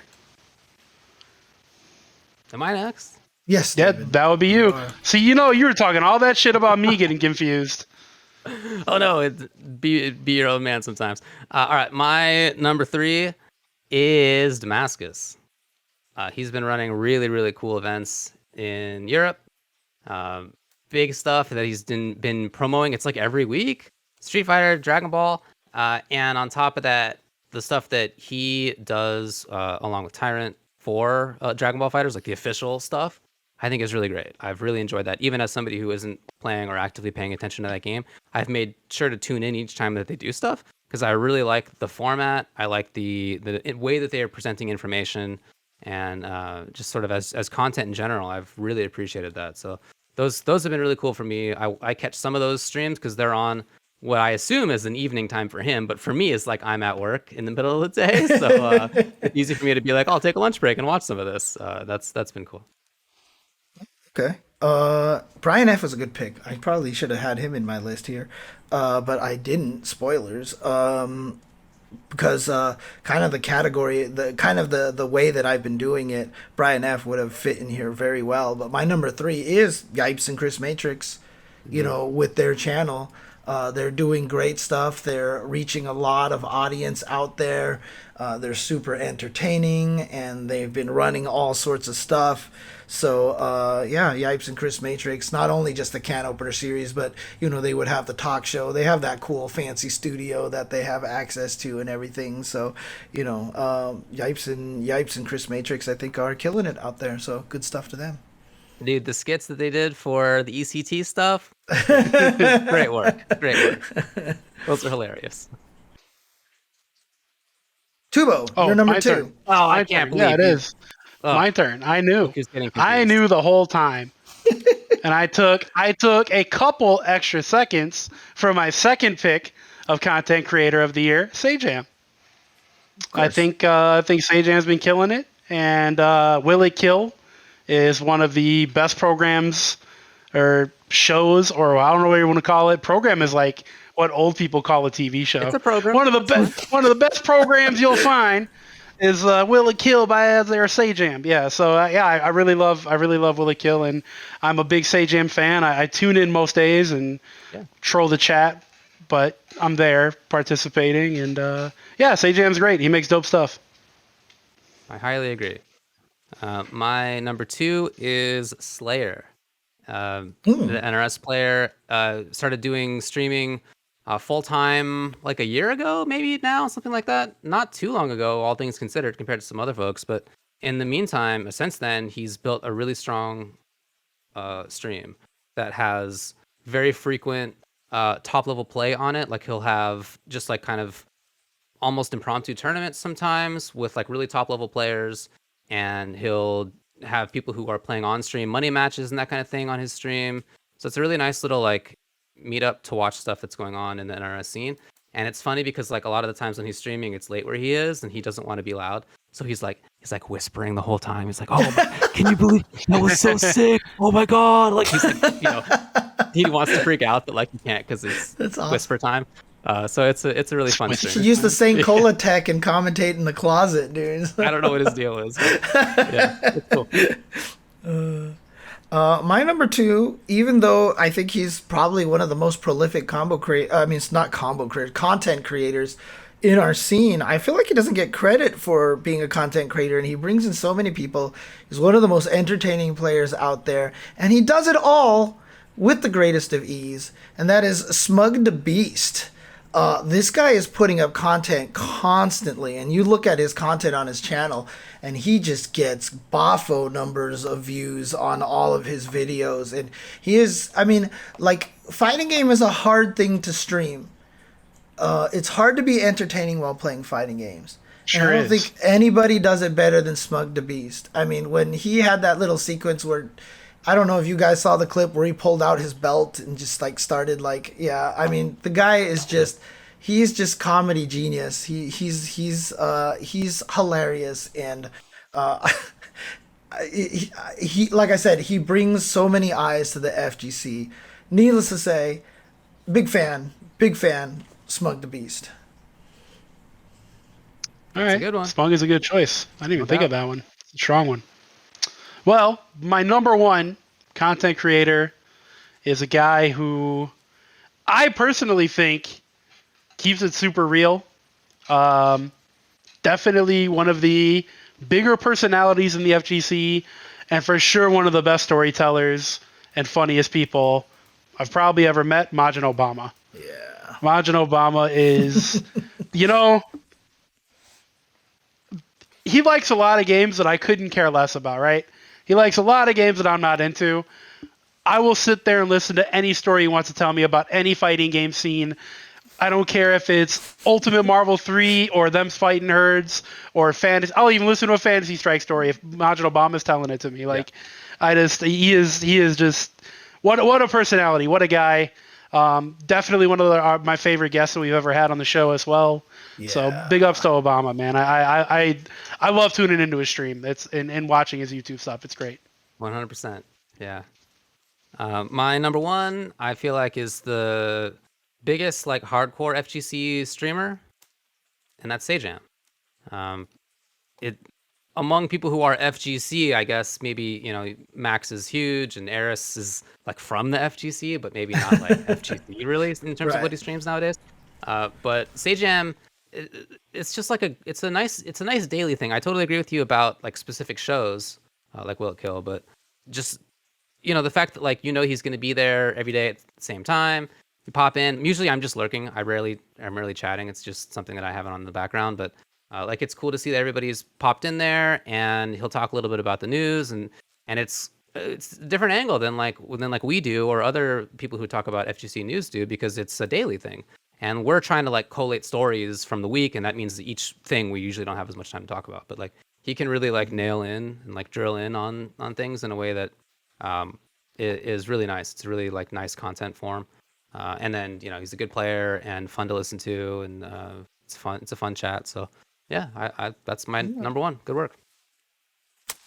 Okay. My number one might be a little bit controversial here because I know it's not one person, and I know that people kind of sick of the thumbnails, but I'm going to give it to the Panda crew. Panda has really honed together some great content creators out there. I gave Justin a content creator award last year as well, but he's part of this team. But I mean, honestly, that Panda group right there, with Justin and Kizzy and, St. Cola, a bunch of guys right there are doing a great job, and they've really done a good job, playing the YouTube game. You know what I mean? Like, yeah, it's kind of, we don't like the thumbnails or whatever, and Justin's making tier lists or what, but it's really good stuff. And, and like YouTube, particular shout outs to Panda's member Sajam as well, because, he really does a good job showing us what life is like in Japan. When he's recently got his new dog Leo, it's just adorable. I love the interaction. He moved to Texas recently. The same guy. He moved to Texas. Yeah. Oh yeah. But it's awesome to see Sajam doing a lot of stuff on the Panda stream as well. So shout outs to him. No, of course, I do mean Giuna, and Giuna has been doing a lot of great things for the FGC as well, doing a lot of content. Maybe a little controversial for some, but again, I think he's doing a lot of fantastic things, and is definitely another one of those people who is bringing a lot of eyes to the FGC. Good work, everybody. Okay, we move on to Commentator of the Year. Hey. Who starts this? This would be you starts this at number 3. I starts this. Excellent. That's what I thought. Yes. I was confirming with you. All right. Commentator number 3 is Ringe for me. Yeah. Ringe has had a really good year of commentating all sorts of different stuff. He's been doing Street Fighter and Gear and oh man, I had a list in my head. There's at least 2 other things that I've seen him commentate just in this past year. And that's great. It's not easy to do, to continue to be like up on each of those things and do it well. Like, I was commentating with him just recently in CPT, end of last year. And it's not like the guy's like not paying attention to any one of these games. Like he's rattling off frame data too. And I think that's really good. Like he's a really funny guy, and he's got a great voice. Shout outs to Ringe. I thought he killed it this year. Big ups. My number 3 pick, this is probably one of the more like selfish kind of just like, hey, this is my experience kind of situations here. But I had mentioned ICFC EU, and I've gotten to commentate a lot with C4 recently. And I got to tell you, man, like bromance, I don't know if you want to call it that, but we hit it off really well. We gelled really well. He's really knowledgeable. I think he's really funny. He's done a lot of like the big DBFZ tournaments out there and everything.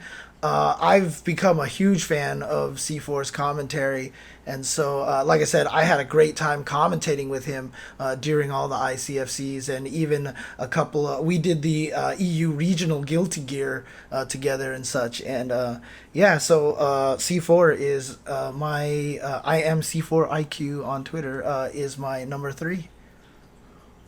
Yeah, it's a good pick. Cool. Well, my number 3 pick does not reflect how I actually feel about this commentator.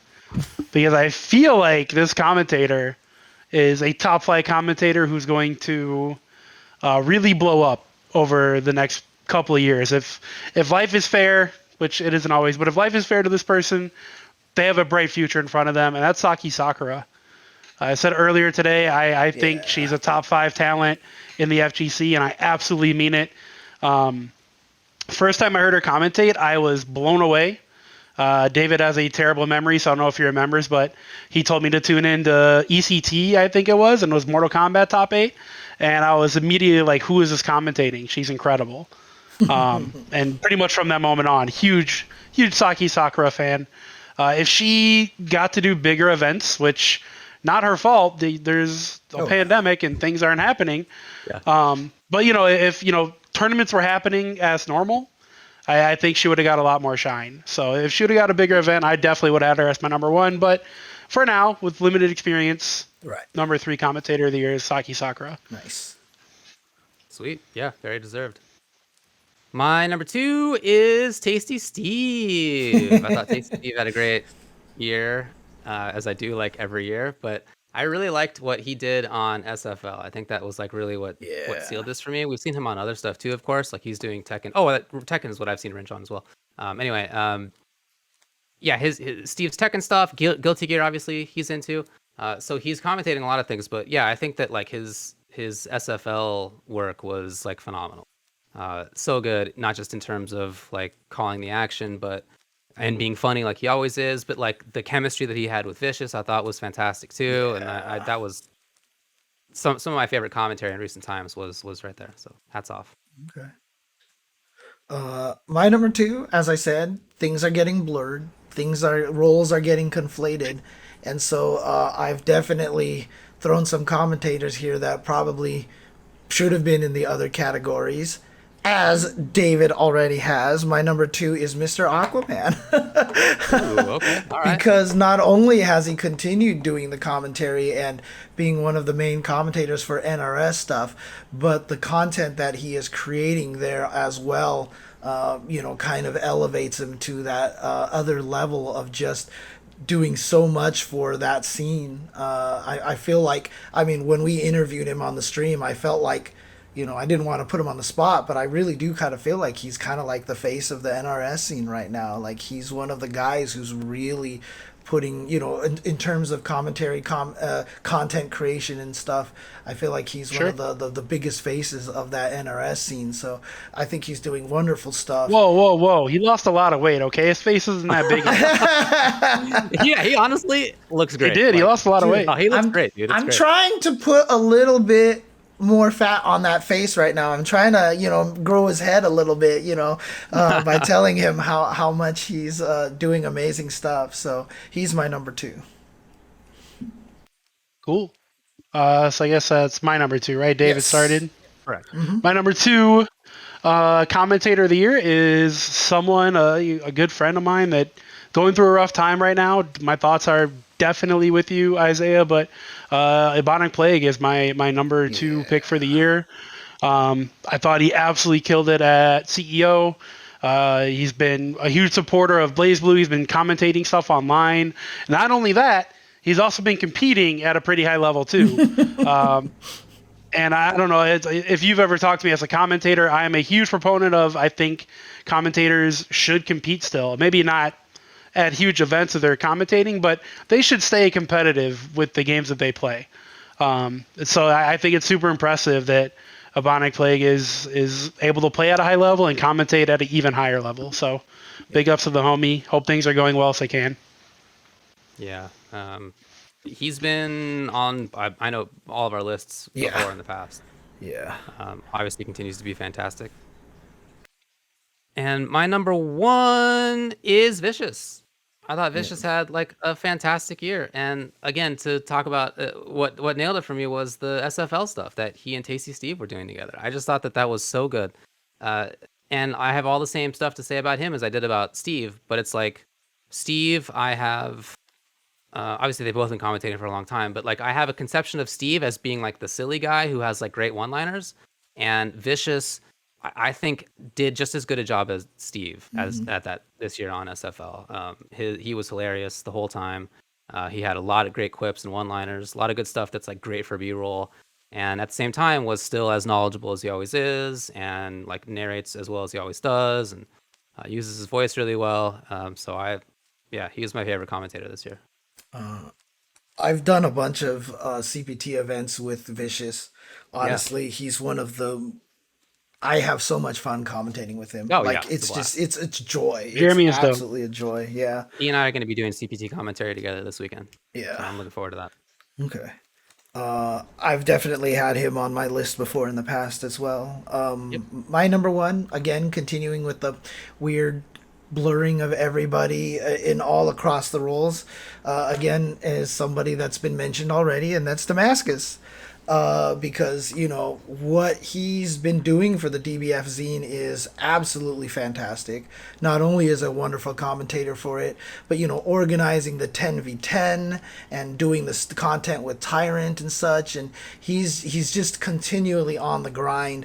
And so as a commentator as well, obviously he's amazing, but just taking it over the edge and doing all the extra stuff as well at the same time.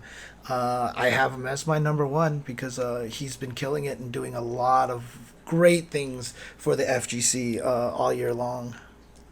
By the way, did you say the DBF zine? And if so, I love it.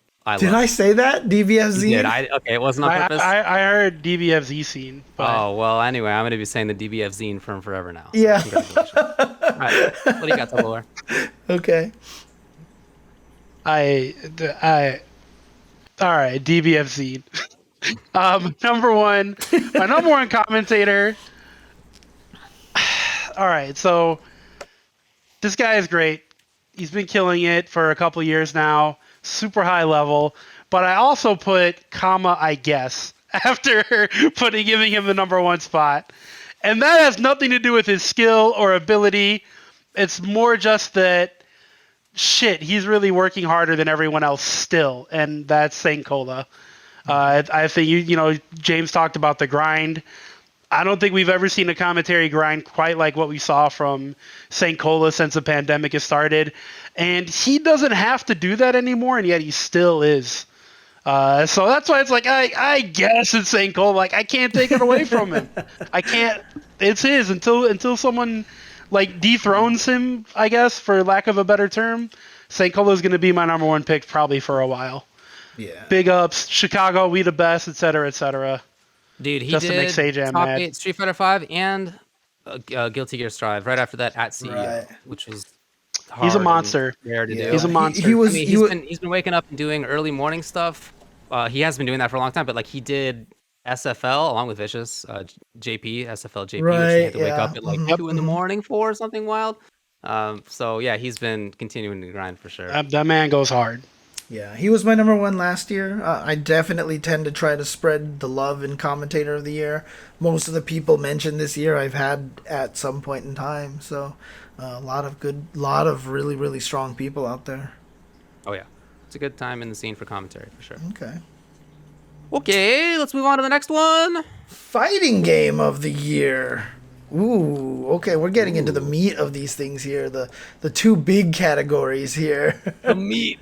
The meat. I have to go first because that is my turn now. My number 3 fighting game of the year is, a game that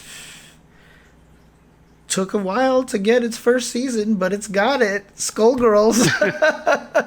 And for a lot of the same reasons that, David said in his Newcomer of the Year, having gone through what it did go through, having its main combat designer, no longer on the team for, obvious reasons. But the game is still going. The game is still rocking. It has its first year of DLC. It was one of the first games to implement GGPO, good netcode and everything. And so, it's been around for a while, but this game is a game that is still ticking. It is still growing, and the fan base is rabid. And, thanks to the pandemic, I think a lot more people discovered the game as well. And so, I see bright things for Skullgirls in the future. So, hard to say that about a game that's, 10 years old now, It's been around for a while, but definitely, like 2011. yeah, game of the year for number 3 game of the year for me. Cool. All right. Well, number 3 for me is a game that, I mean, it didn't get its first season or its first iteration this year, but I'd argue it's probably the first time you can actually play it online, and that's BlazBlue Central Fiction. Nice. Yeah. Big ups to BBCF for getting rollback netcode. That game is, I'm just going to say, way too hard for me. Never going to try to play it at a high level. But it is super fun to watch. It is, and that's because of the incredible amount of skill it takes to play that game at the highest level. So, yeah, super happy for BlazBlue fans. That's awesome. I like that. That's very nice. My number 3 is Mortal Kombat 11. Yes. I had a blast. This is the fighting game that I played the most in 2021. Was MK11. And in a year that doesn't have like a pro tour for it, but also like a lot of games don't have pro tours, the community had to come together and really make it happen, and they did. They've been killing it. The whole community's been killing it. You're totally right to bring up Aquaman as like a main guy in this, but the whole scene has been running a ton of tournaments. There was a period where it was like dead game, dude. multiple tournaments literally every night. Like there were a couple of situations I can recall where like Tweety had to, not just Tweety, I can think of a few others who had to like pull out of one tournament because they got farther in another tournament than they thought that they were going to, or like there's just so much going on in the scene, and that was great. That was great to see. So I love the game, but I also think that it's still in a really good place. Yeah, it's like the Marn Hotashi thing where they were playing in 2 grand finals in the same day. There's Right. 2 Italian players who play like Guilty Gear like 3 days in a row, dude. It's crazy the time that we're in right now, dude. It's crazy. My number 2 game of the year, despite the fact that rollback is king right now, this game seems to, the fans of it are huge, and they're doing a great job keeping it going strong. It's one of the reasons why I put Damascus as number 1 commentator of the year. Dragon Ball FighterZ is actually going to be my number 2 game of the year because it had some, again, that 10v10 France versus EU thing was really hype, and shout outs to Damascus, for kind of spearheading that after that first, time France beat US, and he's like, France is the best, we'll beat anyone, Japan, whatever, and then everybody in the US was like, nah, we didn't have a real players, and on top of all that too, they just got a new character announced, right? They actually just had Android Labco Android 21. That's right? debatable. So funny. The name is so great. Labco. Labco. But not only that, but they just announced that new things are still coming in 2022. So who knows what that's going to be? Probably not going to be rollback netcode, but rollback, I ain't coming back. Yeah, but again, I'm happy for the game. I'm happy for the game. I'm happy for their scene. I'm glad that they're doing, continuing to strive hard to make the game, still exciting and still hype. And, honestly, that 10v10 I think was one of the coolest things because, me, I love my regional rivalries. And so I think that was really cool that they pulled that off. A 10v10 of US and France all offline in a pandemic is amazing. And it was a good match. Yeah. All right. Your number 2, Tubo. My number 2, it was really hard for me to put this game there, to be honest. I know what it is. I feel like it is one of the most influential fighting games out there. I feel like definitely one of the hypest games as a spectator you'll ever see. No, I'm not sure. And that's Ultimate Marvel vs. Capcom 3 is my number 2 game of the year. Very close to taking the number 1 spot, but other games need to take the spotlight sometimes. No, I think that's a very deserving game. The way that it's like really charged back over the last year or so has been amazing. It's a great game. Everyone should play it. All the scene. My number 2 is a game that has man, I would not have put this as my number 2 in year 1, or maybe I did actually. I don't remember. But anyway, it's gotten a lot better over the years, and it's Street Fighter 5. Of course, yeah. Street Fighter 5. I really love where the game is right now. I think this is the best that it's ever been, and it's officially my favorite Street Fighter game. That's something that I'm like open to changing. Like I'm not going to be sad about that, but or set about that. But for now, that's my view. My Even favorite more Street than Fighter Third game. Strike, huh? Yeah. Damn. Yeah, Okay. I think it's super, super good. And I'm having a blast with it. And the scene is extremely active, and then that's in a great place. And like I was saying earlier, and this is the case with MK as well, the game is basically done with development. Like, again, maybe there's another patch coming, but it's probably not super substantial, even if so. So we're basically playing the final game, and that means that we get to really delve into all the little minutia and like really figure out like the small details of matchups in ways that I said it again on purpose. You're welcome. Mm-hmm. Yeah, I love it. It's the best. Yeah, thank you. I love that kind of end game, as I was saying earlier, and Street Fighter V's there. Okay. My number 1, probably not a surprise to anybody. Same thing as my newcomer of the year, which is Guilty Gear Strive. Yeah, obviously this is our number 1 for all of us. Can we all just go? Yeah, can we all go ahead and say Guilty Gear Strive? Yeah. We all gonna have to give our love story. We all know Guilty Gear Strive fighting game of the year, hands down. For sure. Yeah, did a lot of great things, and really not just in terms of gameplay and stuff, but one of the biggest game changers for the scene, especially with the high quality rollback netcode. I almost put Zynak as one of my FGC members of the year because he's definitely has an honorable mention because, you know, obviously he helped a lot with that rollback netcode and stuff. But I mean, this game has really united people from all sorts of different scenes. It had some of the most hype events, exhibitions during the course of the year. And like I said, its effect on the state of rollback netcode and its proliferation cannot be overstated. I love that it was such a melting pot of all sorts of different scenes. That's one of my favorite things when games can get that. Yeah. That's not that common. There's only been a few examples of that in recent years, of games that really bring in like a lot of the subgenres, but this one really did that, and that's been really fun for me to watch. Like, it's cool to see people who don't even really pay attention to the game, but being like, oh, this guy, I play NRS games, so this guy I have to support, or like, oh, I play Street Fighter, so this guy I have to support, or whatever. Like, that's fun. Show off, cool. From the NRS scene and stuff, Yeah. just killing it and everything.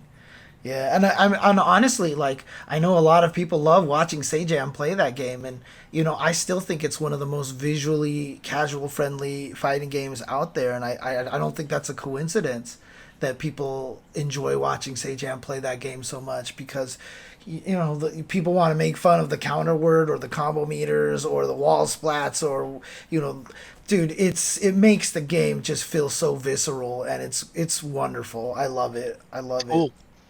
Yeah. No doubt. Okay. Player of the year. Ooh. Player of the year. So, this one, back to Tubo starting for number 3. Well, there's no surprise here. I may have picked a couple of Marvel players, and the first one is Jabril. Jabril basically dominated Marvel 3 all year, both in online tournaments, terrorizing from the East Coast to the West Coast. He didn't care where he was entering.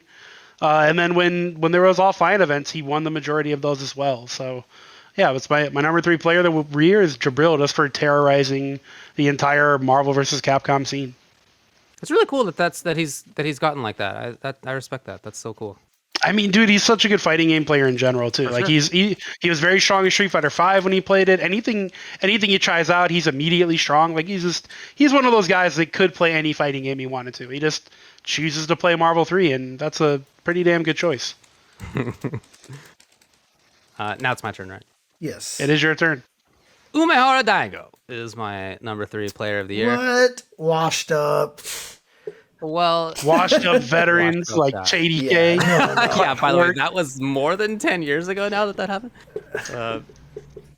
Daigo. Yeah, I mean, and that is, and not just that he is a great player still and is obviously still one of the best Street Fighter players in the world, but also that his stream's going great, and that's really important to being like player of the year, I think. So that's great. But I mean, the biggest reason I feel is that the man had COVID and was hospitalized for it, and came back in such an impressive way. That was a tough period. Like when he had that, when he posted up the picture that he had like 104 fever, and nobody knew how he was doing. And there were like a couple of weeks there where there just wasn't that much information coming out about it, and it's concerning. I mean, that would be. Anyway, I don't need to speculate on that, but I'm really glad that he ended up being okay. And that would have been a timeline I wanted no part of. Yeah, absolutely right. Absolutely. Okay. I have a lot of honorable mentions here. I guess I'll mention them all at the end, so no spoilers or anything like that. But number 3, I actually gave Chris CCH. I feel like this has been such a breakout year for him. He's always been that player who's just like right there on the cusp. He was one of those gatekeeper players. And this year, I mean, Intel Open, qualifying for Capcom Cup, his run at Red Bull Kumite, dude, and even the whole thing of him doing the tearing up of the pictures, like was so funny to me. Like I heard the story that he was suggested that since he was a Sakura player that he should run out and throw rose petals. And like Sakura petals out, and apparently it was Filipino man who was like, "Nah, we're doing something different." And that moment of him running out and ripping all the pictures and then doing it for Brian F was such a career-defining moment for him, and like to go on top of all the gameplay that he's doing. I'm looking so forward to seeing him continue the strong play, and representing West Coast Street Fighter as well. Chris CCH, number 3 for me. All right. Well, my number 2 is David will be a fan of this one. We talked about him earlier.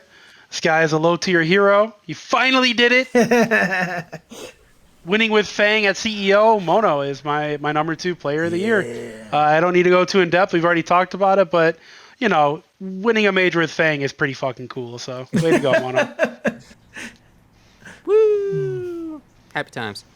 My number 2 is Tweety, who I felt had overall the strongest year in the NRS scene. He started it off by kind of being slow and like not playing too much, and then he rediscovered his love for playing and has just been killing it ever since. He got to grand finals or won a whole bunch of the majors, obviously the online MKPK stuff. And he has had a bunch of days where like he wins multiple tournaments in a row, like on the same day, multiple tournaments, including not just in MKX, but or in MK11, but like he'll win MK11 and then also in Justice 2, and then he'll be like one of the best in MKX. So it's just I think he's had an extremely strong year, and on top of that, I think he's a really good follow on Twitter. If you're somebody who's into NRS games, he's got a really good mindset, I think, for approaching the game and sort of like thinking about not just the game but competition in general. So, well, how does he feel about anti-airs in Mortal Kombat 11? he's a very reasonable guy about it, dude. He's not one of the guys who's like he doesn't think that they exist. He's definitely not like that. Nice. My number 2 player of the year, I mean, kind of following, like if I'm talking about Chris CCH, incredible run at Red Bull Vegas, getting into CPT and Capcom Cup and stuff, it would be unfair of me not to put this player above him, and that would be Mr. Crimson, who took Red Bull London, who also qualified for CPT and is showing in a land where there are a lot of strong Dhalsims out there, to be able to almost kind of definitively say that you're the best Dhalsim out there, that's terrifying. And that run wasn't even just anything. I mean, again, I know Punk hates it when people use him as a measure of like success by beating him, but Mr. Crimson did defeat Punk as well at that Red Bull Kumite London. So just really great year for him, and really happy for him. And one of the most memorable scenes for me is when he did win Red Bull Kumite and he got flooded by all the French players there. You had Kayane and Damascus running up and everybody just swarming him, similar to Mono winning CEO and having Yeah. the Puerto Ricans, cheer him on. So One of these years that wrestling ring is going to break. yeah, I know, for right? sure that thing is going to break one of these years. So Mr. Crimson is my number 2. All right. Well, I guess that leaves me with my number 1. That's right. Like James was saying earlier, some of the categories can kind of blend together. And I almost actually put this person as my FGC Member of the Year. But I figured, you know what? I think they really proved themselves as a player in particular this year. And that's Jason Game Dev. Go. I think Jason Game Dev showing himself, not only pretty much everyone how to set up servers to play Marvel 3, he also showed that you can learn to get good at the game through Parsec, which is, a lot of people are just happy to be able to play Marvel 3 online in any sort of playable fashion. And he went, to the next level and went from a competent player to a top tier player over the course of about a year, grinding and playing with literally everyone he could, me included, on his path to becoming great, playing on Parsec, Marvel 3. So, yeah, Jason is my player of the year. And winning CEO, right? He took third. He took third. Oh, okay. But that was the first time he's ever broke into a top 8 in a major. Okay. So yeah, Jason's the man. Are you sure he wasn't second? Am I bugging out? It might have been second. It might have been second. Okay. It might have been second. All right, my number 1. James talked about him. It's Mr. Crimson. Mr. Crimson. Yeah. Shout out to Dalsum. He's taking this poor, underdeveloped, underpowered character in Dalsum. Oh, what a tough life, and he's managing to win with him. He's a very smart player, and look, he's been a top player in other games too. It's not just Street Fighter V. And he's also done it not just in the past with Dalsum, but with Laura. So he's a really, really good player. Yeah. This year, you mentioned him beating Punk. He also had to beat Idom to take that. That's right. Yeah. So he beat maybe certainly two of the best players in the world, but like maybe the 2 best players in the world. That was Capcom Cup Grand Finals last time there was an in-person Capcom Cup, and he beat them both.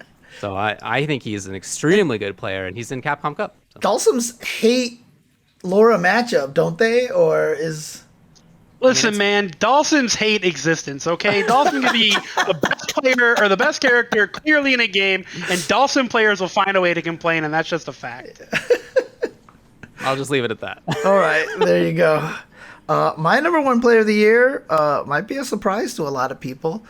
My number 1 player of the year is Yasha from France, the Dragon Ball FighterZ player, who has basically cemented himself as probably the best player in the world, maybe.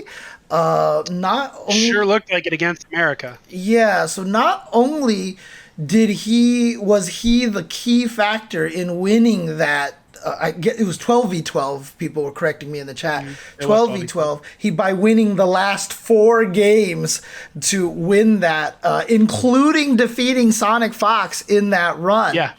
But he also defeated Wawa in the Dragon Ball finals, coming from loser's bracket, winning 6 games in a row. And I think it was like 3-2 and then 3-0. And Wawa, people know him as one of the best Dragon Ball players out there as well. And Yasha, being able to accomplish that was amazing. And so, again, like in a year where, pandemic and lockdown felt like it should have, crippled a lot of these games without rollback netcode. I was really happy with, how the DBF scene. I did it again. The DBF zine. DBF zine.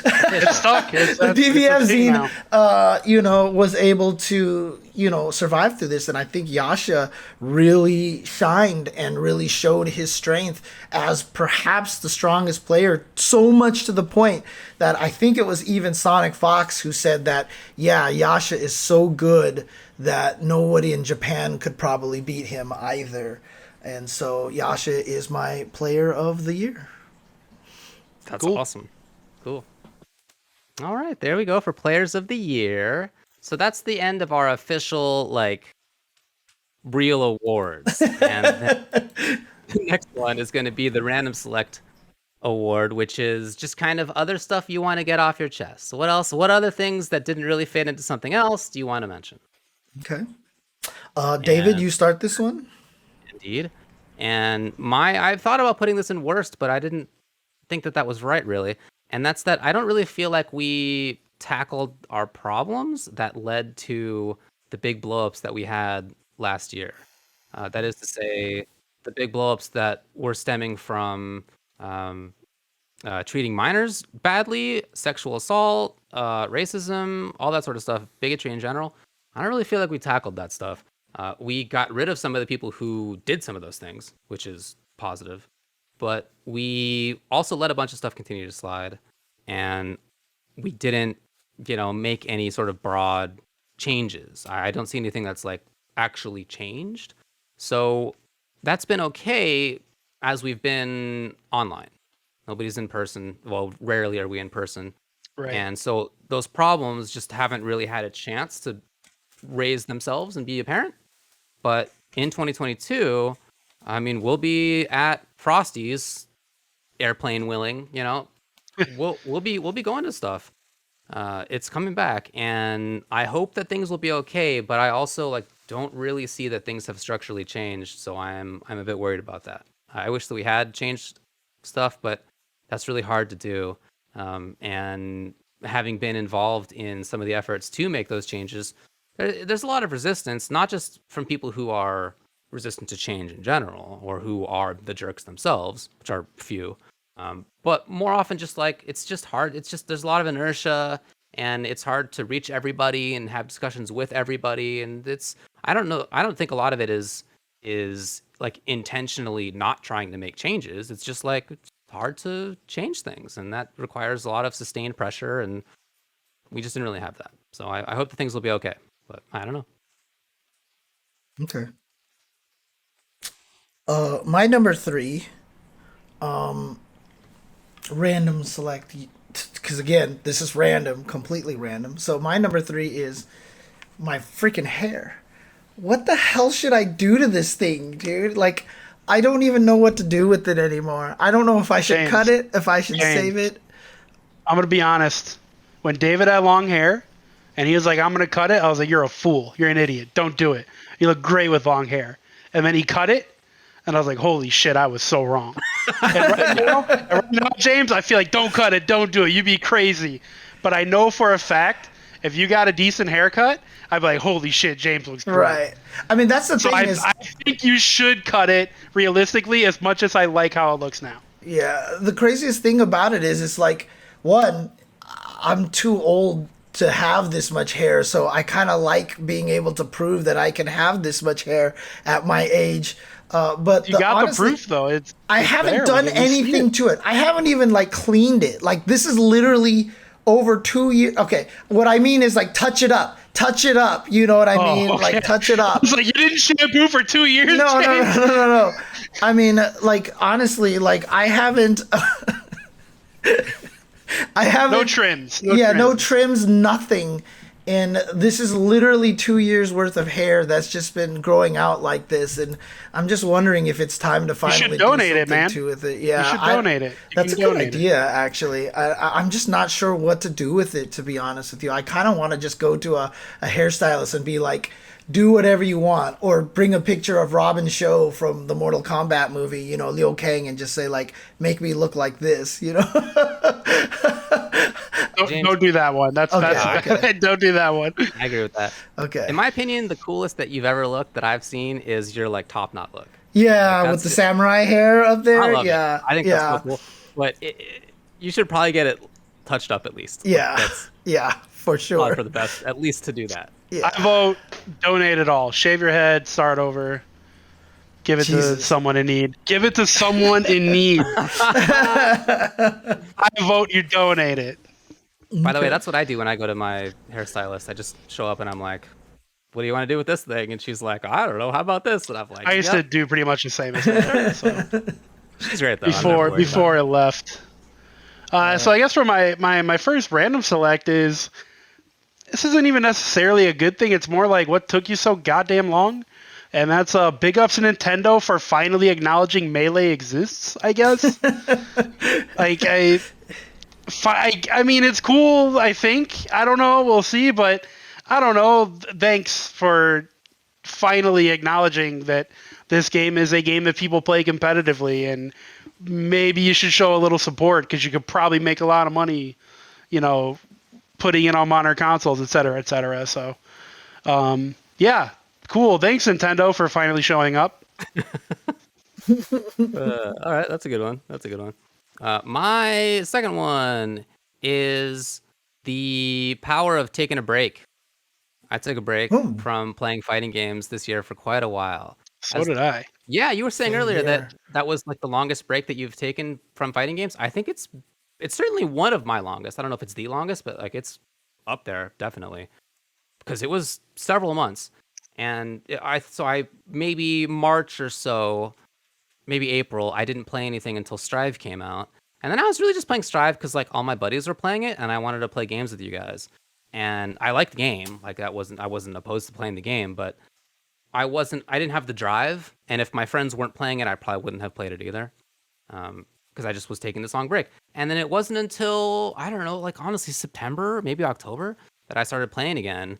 And that is a really long time for me to not be playing fighting games. So that was, I didn't want to force myself to start playing again. I was still actively watching and like engaging with games, just not not playing competitively myself. Sure. And I felt like that was a really good thing for me. Like I used that time to play other games, take my mind off things, refocus on other stuff that I hadn't been focusing on, not just games, but other things too. And then when I did come back, I was like really motivated and really having a blast playing games that I really care about. And that, I feel like I missed some stuff. If I could go back, I'd probably spend a little bit more time playing Melty, but like that was again kind of during that time when I wasn't playing anything, and I just didn't want to force myself. I feel like that was the right call for me. Okay. My number 2. Sorry, I'm busy petting a cat over here. My number 2. I didn't know where to put this. And so that's where random select goes. I kind of wanted to put this in match of the year or whatever like that. But I really wanted to just mention, because this is just endlessly entertaining to me, and it's going to be a record that I don't think will ever be broken in a fighting game tournament history, is Zhou Yangho's run at the CPT China. He was the Chun-Li player that got second place. And in top 16, throughout the entire top 16, he played 19 matches versus Urian and 0 matches against anybody else. I remember that, yeah. He played 19 matches against Urian and 0 matches against any other character.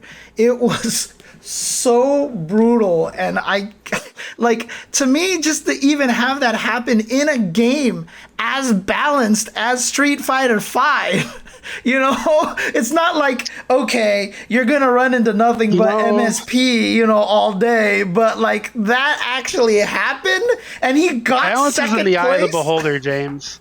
And clearly in that region, they did not believe the game is balanced. All right, they clearly believe that Jurgen is the best in that game. Oh man, but he got second place, dude, and he fell short only at the very end of the last Urian. And I don't know, like to me, that's just like, it's such a weird thing and just such a funny occurrence that I just had to find a place to mention it somewhere, and that's what Random Select is for. So there you go. What was the name of the player? Zhou Yangho, JoeYangho. Thank you. Yeah. All right, well, my number 2 is not super fighting game related by any means, but this person is one of the reasons I got involved in competitive gaming. I got involved in esports. This person is one of the reasons why we've all been paid to do commentary at any level.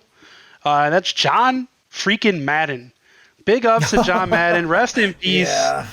I'm sure EA probably would have made a football game without John Madden, but who knows if it would have got as popular without him on the cover. And actually, funny quick story. Originally, the first Madden game was going to be 7-on-7 football, and they were consulting John Madden. He said, absolutely not. It has to be 11-on-11 real football. So he is the reason that we have a football game the way it is today, which, Madden sucks right now, but whatever. Big ups to John Madden for not only doing that, but also being a pioneer in sports commentary. Definitely brought a unique style, every single Sunday and Monday, whether you liked him or not, was 100% original and entertaining. And, it's sad that he's gone. And so sudden, I shouldn't say suddenly. I mean, he was 85, but I don't think any of us thought he was sick by any means. So sucks to see him go, but big ups to John Madden. I hear that. My number one random select award is, again, something that I thought about putting in worst, but there was a lot of gnarly stuff this year. So this is just the constant stops and starts I'm tired of. When COVID was not just new, but the first half year of it, maybe even longer, the first 9 months of it, it was just the world, and I didn't have any expectation that it would change anytime soon. I knew I wasn't going to see anybody. I knew I wasn't going to do anything. Okay, bummer, but there's certainty at least in that. I knew it was happening. And then around when in the US we began to get vaccinated, I got optimistic, and I went to go travel to see family, and I was like, oh, we'll get to hit. Maybe there's going to be big tournaments in fall. Totally plausible. We can do that again. I remember those times. Yeah, that was about June-ish, I would say. June, maybe early July. It didn't even last that long. It was a month of optimism. And then Delta hit, and all that in the trash.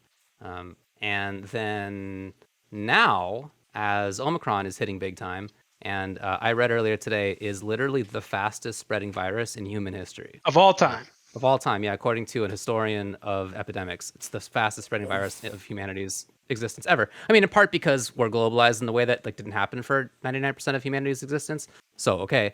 But within that context, it's the fastest spreading. So who knows? Again, we're planning all to go to Frosty's. Will I make it there? I'm going to go to the airport. We'll find out. I don't know. There's so many flights being canceled. I don't know. We'll see. And this who knows? Maybe we get COVID. Who knows? Very plausible. Yep. I'll be masking or double masking the whole time. And I got some N95s for all three of us. So. Oh, that's right. I have some too, but thank you. Yeah, same here. Yeah. Oh, well, I'll have some extras then. Yeah, well, that's great that you have some extras. I mean, that's good planning. Anyway, it's just this stopping and starting, and if it was one or the other, those are easier to handle, I think, than having more positive expectations and then it's bad news again. So I'm gonna try to deal with this year without expectations, but we'll see if that's possible. We'll see. Yeah, I mean, honestly, I really want to go to Frosty Faustings, but it's it's kind of scary at this point. So, but my number one, I talked about it before, and I've basically never really played SNK games before at all, and it's really my random select award is just how fun and how cool the KOF 15 beta really was. I really had a lot of fun with that. It helps that I had a roommate to play offline matches with, but at the same time labbing it, learning it, figuring out what the game is about. And it's a game that as I'm playing it, I'm enjoying a lot because it feels like an old school game. It feels like a game that's not afraid to have sweeps be stupidly broken and moves that have no right to be safe on block be safe on block.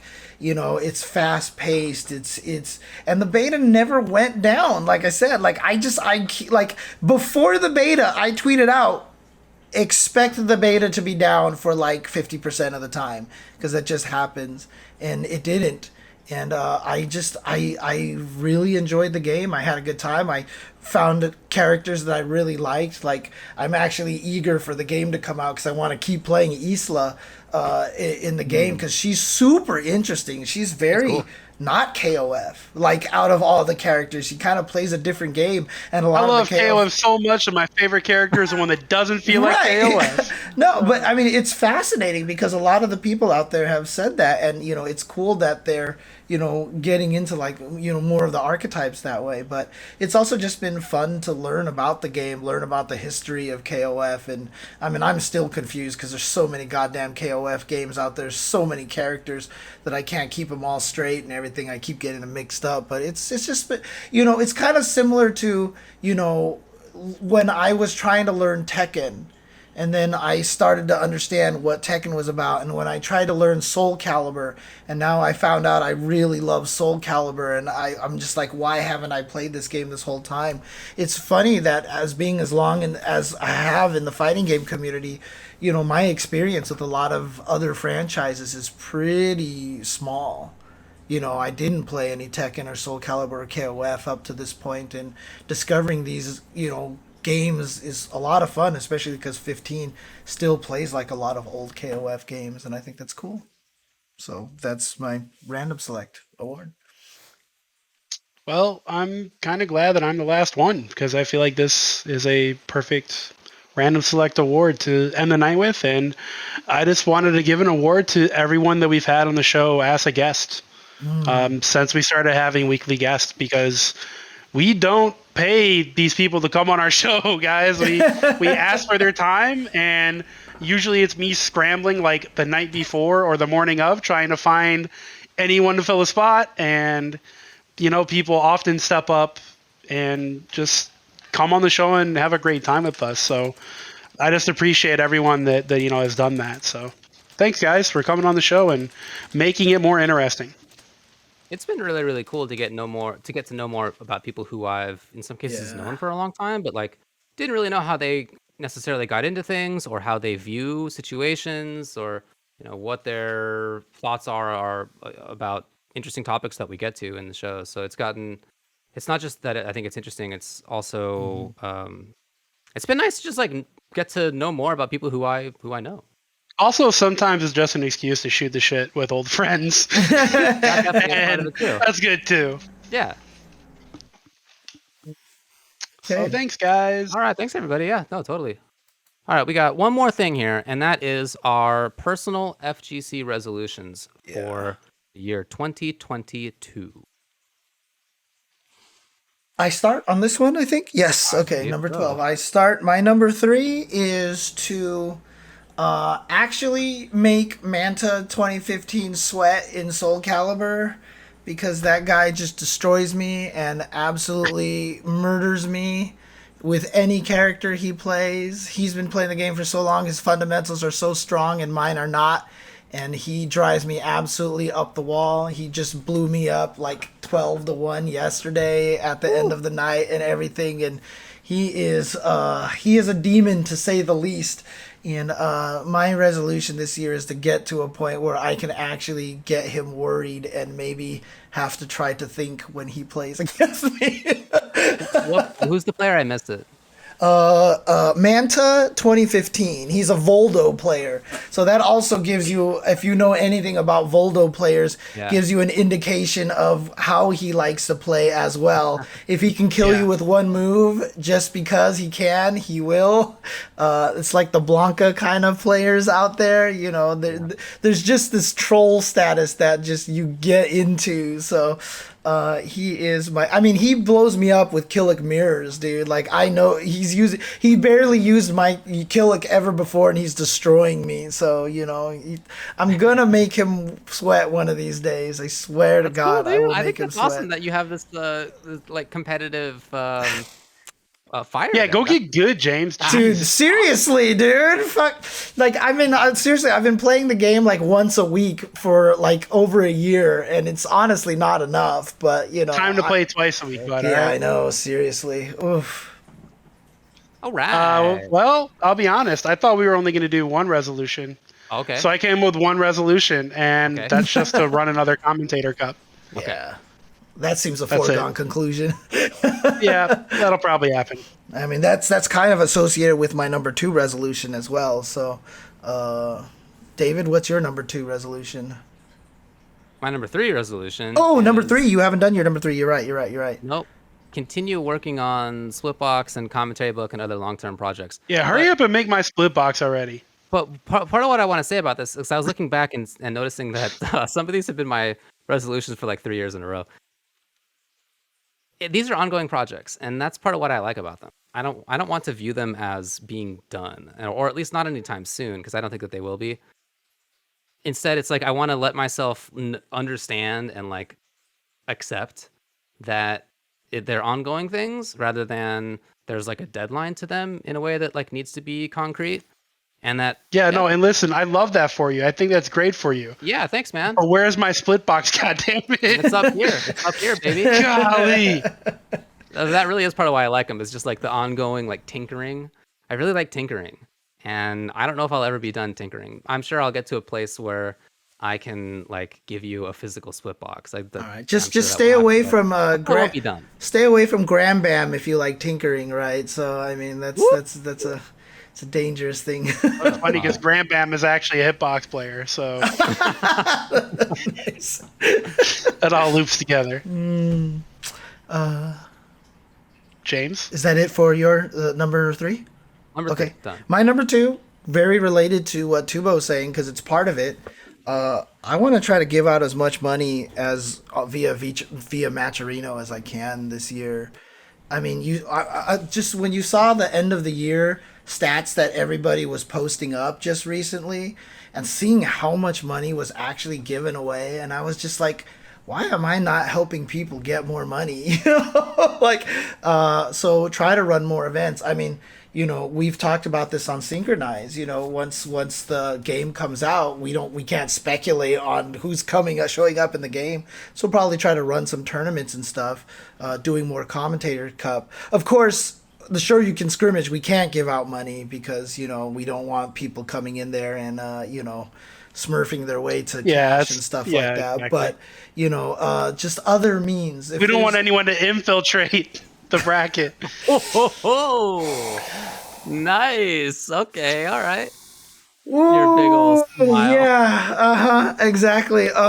But honestly, Matcherino is such a wonderful service, and I want to be able to have a nice summary at the end to say that we gave out, some good money to players out there who deserve it. So that's my number 2 resolution. Okay. David? TuboWare wants to run another Commentator Cup. Sure do. My number 2 is, as I was saying in the last one, is to try to work on not having set expectations for a timeline in coming back. So if it's the case that I do make it to Frosties, I hope that works out. I'm going to try not to feel like that's we're all back and this is set now kind of feeling. Instead, I just want to like enjoy that event and think, well, it could be gone tomorrow. I don't know, but I'll enjoy this while I have it. Or if instead I don't make it to Frosties, then I don't want to view it as like, oh, the year's going to be awful and we're all going to be isolated again, because that could change. It could change quickly. Mm-hmm. It's just really, really hard to predict.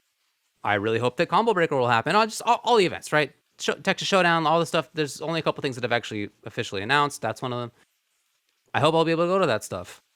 I'm gonna try not to build expectations for myself about what will happen and what won't happen. Mm-hmm.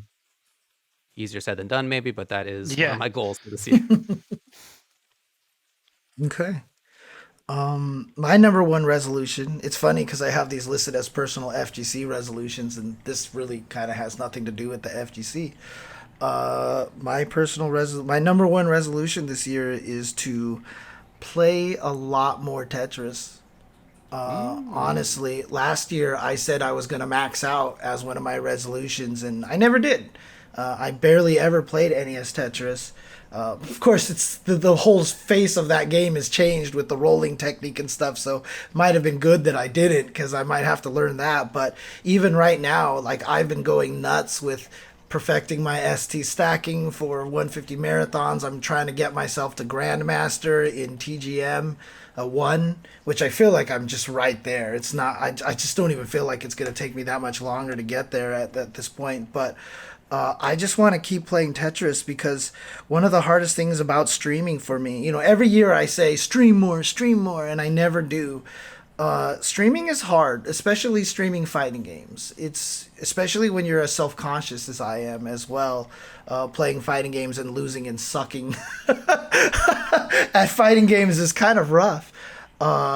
Tetris is a different feeling for me because I know I'm good at Tetris. To borrow the words from TuboWare, at Tetris, I know I'm fucking nice, right? So, like it's a different feeling for me when I stream it. And I feel like if it's easy for me to start a stream to play Tetris, I'm like, I'm going to stream some Tetris, and then I just do it. And if I can get myself used to having that feeling with streaming, because streaming is hard for an introvert, and then at the same time, when you think you're going to suck at a fighting game, it makes it even that much harder to stream. If I can just get myself used to hitting that start button, that will probably also lead to me streaming more fighting games as well. So I just want to play as much Tetris, and I feel more connected to the game, and more like my talent is even getting stronger in the game. So I've just been playing a ton of it recently, and I'm just loving like every minute of it. So I'm gonna try to play a lot more Tetris this year. Cool, that's awesome. My number one is a pretty concrete one. It's a pretty clear goal, and that is to make it out of pools at a major in the game that I'm playing.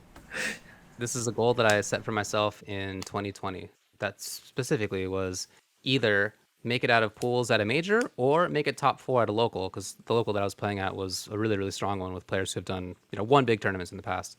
Some of the best players in U.S. history were playing there. And then I did get 4th place, within a month and a half of doing that. So I decided that the other half of that I would want to do as well, make it out of pools at a major.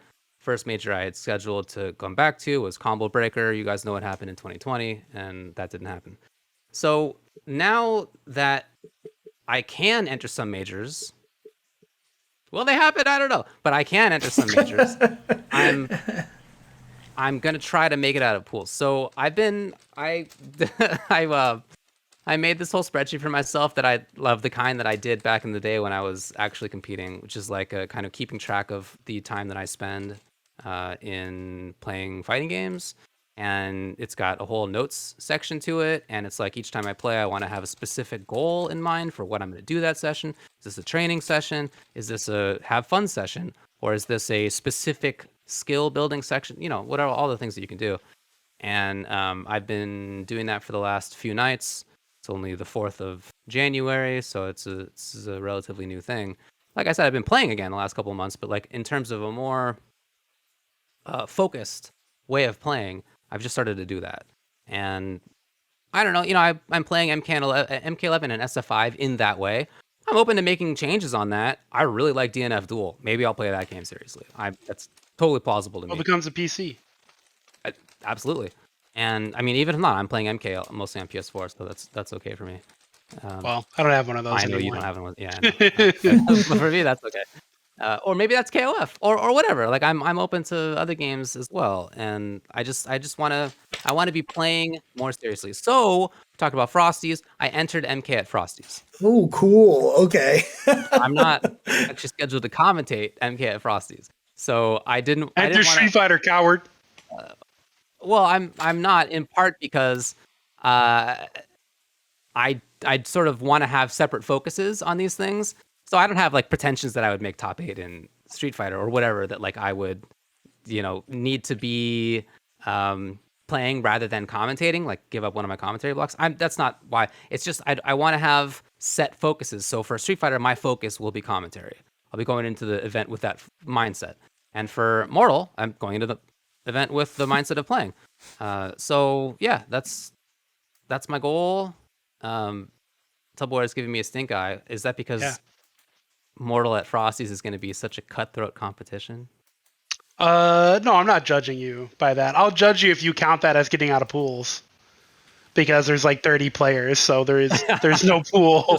You've already made top 32, man. I can't. That doesn't count, homie. No, that does not count. That does not count. No, I'm not judging for that. I'm judging because I want to see you play Honda and tournament and make people real mad. That's why I'm judging you. I just want to see people get salty losing to UltraDavid. That's all. Anyway, that's my goal. That's what I'm shooting for this year. We'll see. All right. Well, there you go. We did it.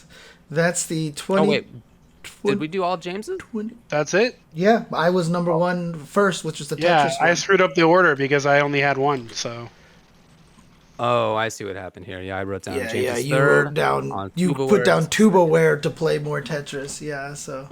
Okay, cool. that is a goal of me. I'll play one game of Tetris, and it's more than I played ever, probably.